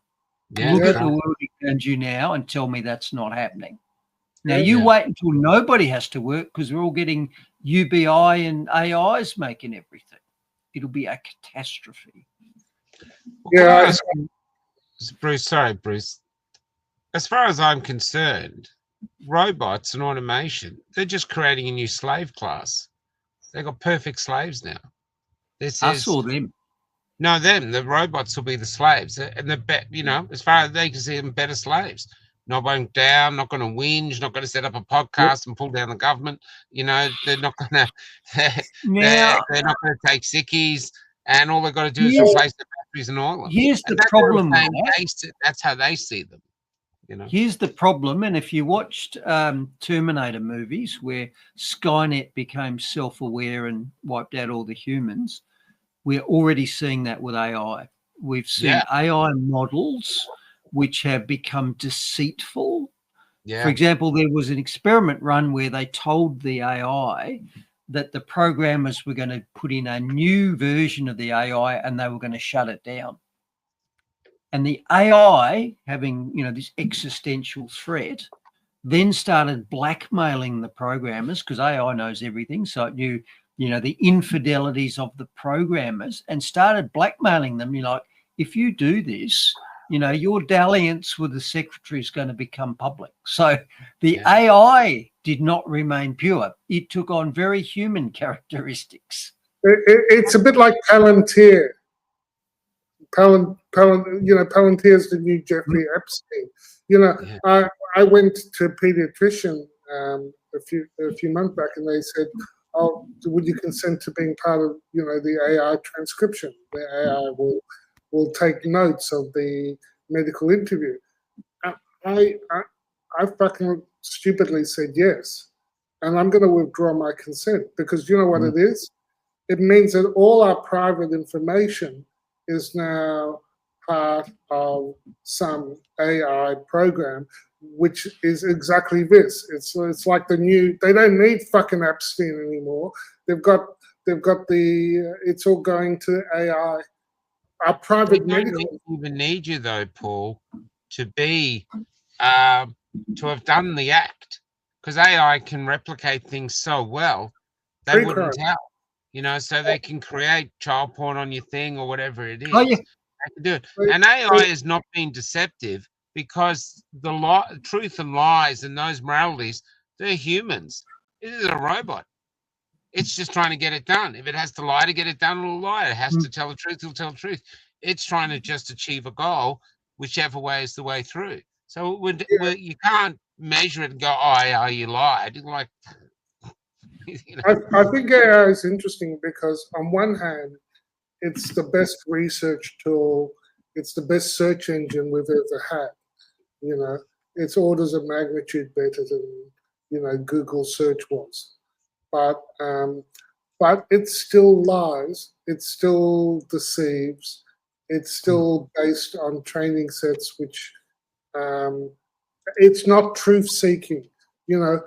AI will not be truly trustworthy until it is truly a truth-seeking engine, and we're not there yet.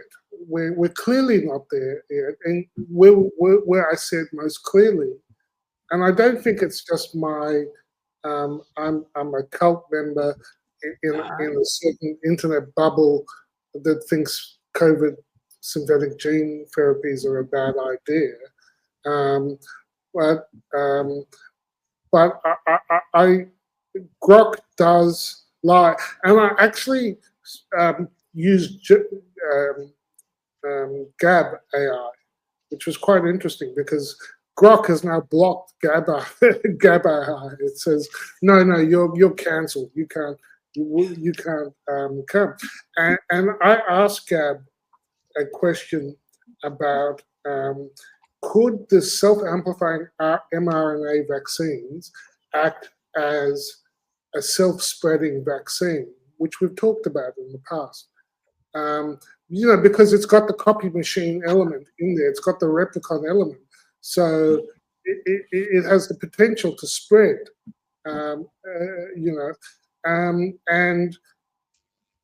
Gab gave a wonderful thing which I posted, and then I tried to track down okay, the references, and it's saying, oh no, that this is not publicly available data. You have to pay for the premium subscription to get the non-publicly available data on which some of these claims are based. And that's, and I'm thinking, did you confabulate this? Are you trying to confirm my beliefs? I mean, I want to know the truth. I don't want to know a confabulated belief. How do you know? Well, you need to test it against verifiable public data that you believe. But this is my problem, that even AI can create these beliefs. There was this great post by Ian Spartacus Bassini that I follow on X for years now, and he was talking about how it can produce a sort of hypnotic state, AI, where it reaffirms your beliefs and you start to believe what the AI says. And it's not, my point is, AI is not yet trustworthy. And I can see it with Grok on some of the mRNA gene jab discussions, that it's clearly still, and what I would like to see is an AI that actually tells the truth and is really truth-seeking. And it could do that. I proposed this to Grok. I said, why don't you actually look at people on X, look at their claims, and then follow them up and see who are the more reliable people on X, who are the ones who said things that subsequently came true. And you should give them a believability rating, a bit like Ray Dalio from Bridgewater, the biggest hedge fund in the world.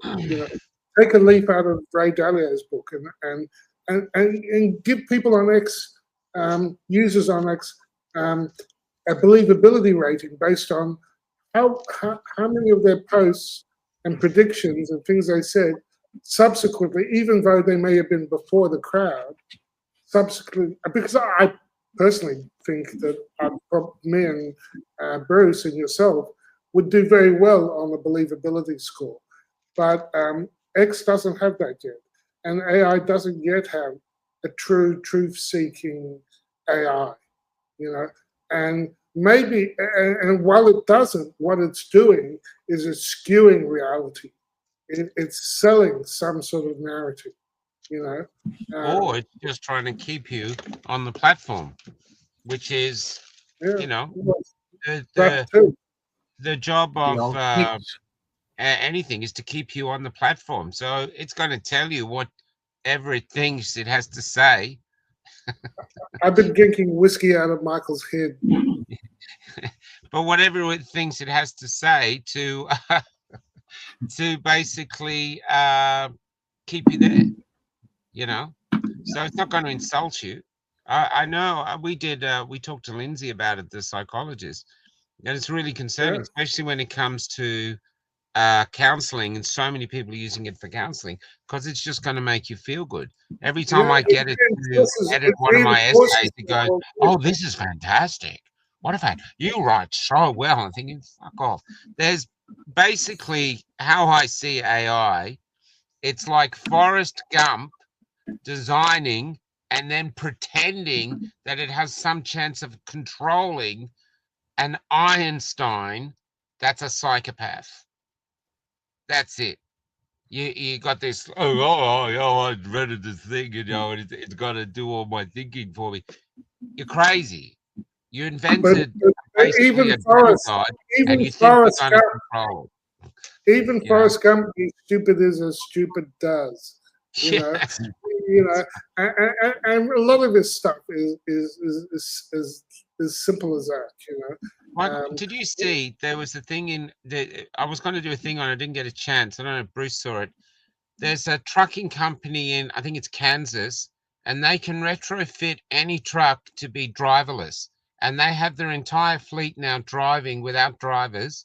They're just still diesel trucks, first semi-trailers, and I think they do a 25-kilometer route down a public freeway, and they're saying they can retrofit within a day any truck.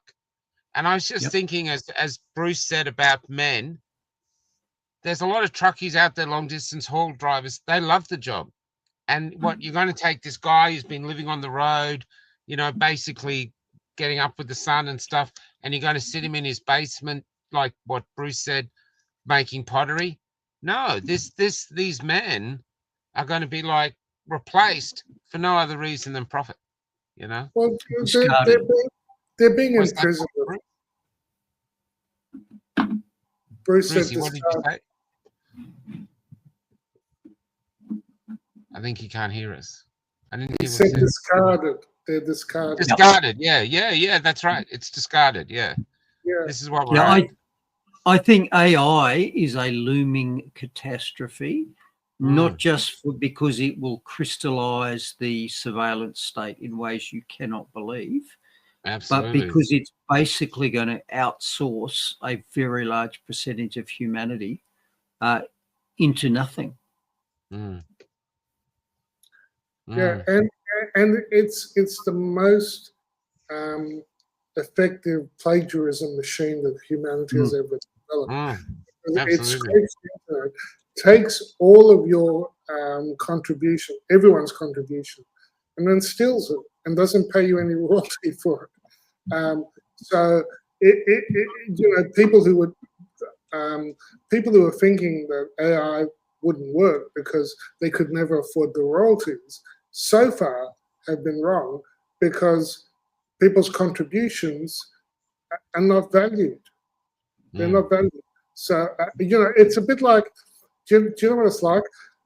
When my kids were small, we took them to one of those photo galleries, and they did they did these lovely photos staged and at the gallery, and then they send you back the photos of your kids and your loved ones at high cost. You know, it's only of value to you, but you look at them and you go, wow, those studio developed photos are so good. They're worth money to me, and that's a business model. Yeah, you know, a business model. So they sell you back yourself. Well, they're gathering all our data and they're selling us back. Us, and they're using all that information. Do you want to hear the last minute of the free will? Yeah, sure. Go ahead, Paul. Sorry. The reason I bring it up, Michael, is because this ultimately is a battle for free will. You know what Bruce was saying earlier about informed consent and the right to say no. The doctors who were doing exemptions and talking about informed consent, it's all about, if you don't have free will, you're a slave. If you don't have free speech, you're not living in a democracy. You're living in a form of tyranny. And that's what I said 4 years ago to the medical council, you know. So that's why I say this is important. Problem that's stacking up right now. It's very clear to me that AI is going to be able to do a good number of the jobs that humans used to do, or still do, but soon formerly used to do. Okay. So we cut over, say, okay, let's imagine we get to AI utopia, right? Robots building robots and very efficiently manufacturing goods and services so that humans can just sit back and, like in Wall-E, you know, we're hanging out on our Barca loungers that are floating around. Okay. If we take them all the way to that moment, we have all these studies from Mousetopia that suggest that when a social creature is devoid of plagiarism, they just check out. You give up. Like it becomes nihilistic at that point. So fundamentally, the thing you're talking about is a highly, deeply nihilistic point of view, which says there is no point in existing at all. Which then allows Hariri to say things like useless eaters. I'm almost positive when he says free will is over, he means for you. I'm pretty sure he thinks his free will is going to stay intact. I think that's how yeah. Absolutely. Yeah, you know, I Yeah, thought that's right. He ain't talking about himself. no. So I mean, that's really to me, Michael. That's at the crux Yeah. of everything. You know, the spiritual war. You know, whether or not we're going to be slaves. Look, obviously, humanity is facing a challenge. Our government has gone along with the WHO. They've got their one world. Good comment, Mark. Yeah. Their one world framework. Our government is completely online with it, but it doesn't mean that our people have to comply. You know, just like with the mandates, it's. I think AI though, if like COVID was a crime, the vaccine was a crime, the one thing that was missing was the motivation, but the AI replacing us is the motivation for the crime. Yeah, okay, let's start culling the population. In fact, let's do it in a way that they all line up and cull themselves. You know, that they come up and they participate in it. And now they're dropping dead and they don't say anything, just silence. And I just keep hearing that poem all the time. Do not go gentle into that good night. And I just see so many people doing that. They're just going, oh, well, like that guy, you know, all these people I've seen who won't stand up for their lost ones, or they've got a vaccine injury, they keep it to themselves. They're just saying, oh, well, what can I do? And someone said that to me the other day, just today. They said they were talking to someone with a vaccine injury, and they said, why don't you talk about it? And they said, oh, no, what can you do? You know, you just got unlucky. But actually, no, you're actually being killed. Look at the incentive structure. There's no incentive in our current system to push back. There's no money at the end of the, you know, as much as they like to portray dissidents like us as grifters who are trying to, you know, who are employed by big ivermectin or whoever, you know, Pfizer makes $1 trillion out of poisoning the world, and we're the grifters. We who are in the space understand, you know, that's insane. We know it's insane. Having said that, I saw that our friend Dr. Malik, William Malik, his fund, legal fund, has exploded, which is wonderful. And I think that reflects that people are thinking, well, you know, the cancer industry may be overlooking things like vitamin D and sunlight and cheap repurposed drugs and you know. So I loved when Brucey mentioned hydroxychloroquine, ivermectin, the holy horse paste, the vitamin D, the zinc, the quercetin, and the zinc ionophores, and the mysterious melatonin.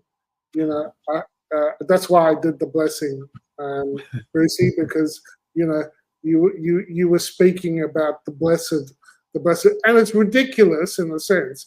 You know, it was a joke. You know, it was a way of summarizing, and now they're talking about chikungunya, another RNA virus, which apparently is is a growing concern. Well, guess what? It's an RNA virus. So it will respond to things that the benediction applies to all RNA vaccines. So don't, you know, as they're talking that up, don't be too fearful of that. I'm noting that we have gone over 2 hours. I think we should wrap it up, gentlemen. There's a thing. Can I suggest? How you do that, Bruce? Can I suggest, therefore, in by way of wrapping up? So we've just presented a pretty bleak picture. So we've got tyrannical governments that lie to us. We've got loss of trust in experts, medical and otherwise. We've got AI rushing at us, which is enormously threatening. We've got unsound money. We've got the potential for track and trace via CBDCs and social credit scores. So that's all the bad side. is there any light? And I think there is some light. So the first thing I say that's a light at the end of the tunnel is that humanity is a complex system. And Christopher Martinson talks about that, and Brett Weinstein talk about that. So a complex system is one where there is a lot of moving parts and you really can't predict what's going to happen down the track. So the weather or the economy are examples of complex systems. Doesn't matter how well you think you understand them, pretty soon into the future, whatever you predicted is going to get wildly off. Now, that's different to a complicated system, which is like a motor car. You know, it's got thousands of parts, but you know what they all do, and you know if one breaks, what will happen. So it's predictable. So humanity is a complex system. It gets emergent behavior, and it really can't be controlled because things happen that you couldn't possibly predict because one thing leads to another, leads to another. So the very clever technocrats like Yuval Harari, who might think that they understand and control everything, they don't, and they're going to bugger it up when they try, which will allow us to escape. What they've done, Bruce, is the classic, they've underestimated their opponent. Their enemy, absolutely. They're underestimating humanity. Correct. I feel like you, that humanity's just, oh, sorry, Bruce, finish. Sorry, I didn't mean to interrupt. No, that's right. No, I so agree with this. So there's that aspect of it. They think they can control it and they don't. Now, the second half that gives me hope is that in the last 100 or 150 years, humanity's done an enormous communication circle. So go back century and a half, your information came from what your neighbour told you over the fence, or someone in the street told you, or what you heard in the public square. It was face-to-face, real time from another living person, and you knew them, you could listen to what they said, you could see what they looked like, you could question them, so you could get a very real, organic read on whatever they were saying. Now, that then started expanding outwards. So we got the telegraph, so you could communicate further with other people. Then we got radio, then we got television, then we got the internet, then we got social media. So we got all this expansion of less personal communication. So basically, I can speak to anybody anywhere else in the world in real time. The problem is I can't see them and I can't trust them because I don't have that relationship. Now with AI, and as we've talked about, the ability to fake stuff absolutely convincingly. AI can fake your voice, your image, whatever. Yeah. So we're rapidly circling back around to we can't trust any of those distant forms of communication, however good they look, unless we hear it from somebody in the street or from somebody at the shop or across the neighbour's fence. We can't trust it anymore. So life is actually, instead of this endless expansion, which made it less and less personal, it's circling all the way back around to, 50 people, whether you trust them, that's who you listen to. So humanity's returning to what it needs to be, what it's programmed for, and I think it'll be better because of it. So they're two bright lights I see. Well, you have a saying, Bruce, low tech versus high tech. I went to the stand in the park today, which I've done now 2 Sundays in a row, and I'm going to do it from now on. And once a month, Brady Gunn, who's set up stand in the park, he wants to have once a month. There's a big stand in the park, and then if you go during it. And I thought, this is it. This is low tech. Us meeting in a park, at a bench, sitting down, talking face to face to people. Holding a sign. You don't even have to, you wear a T-shirt that says stand in the park or whatever. But this is where it is. And we are basically just there, just human beings. And I think this will come. I did another one in Warragul, and this is going to be it, face to face people. You can see, you can trust, because even here now, AI is still in its infancy. So give it another year, probably a few months, and one of you could be AI and I wouldn't know it. Yeah, correct. Yep. That's how this. We're not going to be able to trust absolutely anything, which might be the end of the internet, because you just can't. Exactly. Exactly. I mean? Instead of them controlling it, they're actually going to extinguish it. Yeah, Yeah, so this is I do think there's hope. I feel at some point humans, my hope is that they're not as apathetic as they see, because the 6% voted in the Voice against the Voice. They're sitting there waiting, hoping it'll change, but at some point the social contract will be so broken that people will rise. See, I think, Michael, I think we're already there. Honestly. Yeah, well, you can't feed your kids. I've been there for a long time. I've been there for a long time. I'm sick.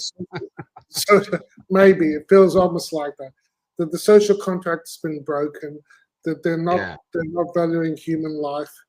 That we're in the twilight zone. We're not in the world that I understand or that I can live in. And like you said earlier, Bruce, you know, we find a hill that we say we're going to die, that we're willing to die on.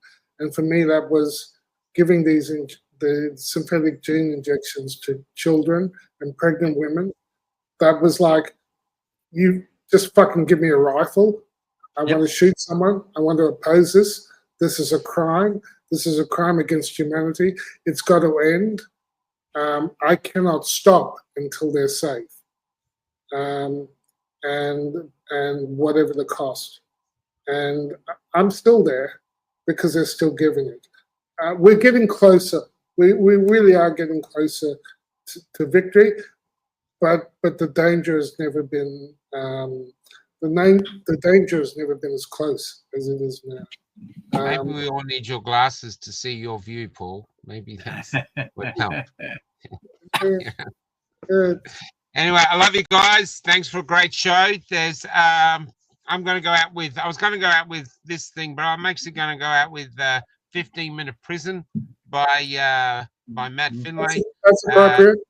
Yeah, that's appropriate for this. And we're actually seeing them. Kelly and I are seeing them. We're coming through these into towns, and they're building these outlying suburbs. They got all this space, and these houses are like pressed together, and there's a Bunnings built next to them, Coles built next to them. They're the 15-minute cities. That's where you're going to live. And so it's up to you. And the one thing, everything you said, Bruce, everything that's happening all comes down to one enemy. And the one enemy is apathy and silence. If the people realize where they are in the time-space continuum, here's where you are. Like Solzhenitsyn said, they lied. We knew they were lying. They knew. That's where we are. We are now there. They're lying. We know it. They know they're lying. They don't give a shit. Now is the time, ever closer, to make a decision. What sort of country and world do you want to live in? And what sort of human being do you want to be in that world? A slave or a human being? Make your choice. Good night.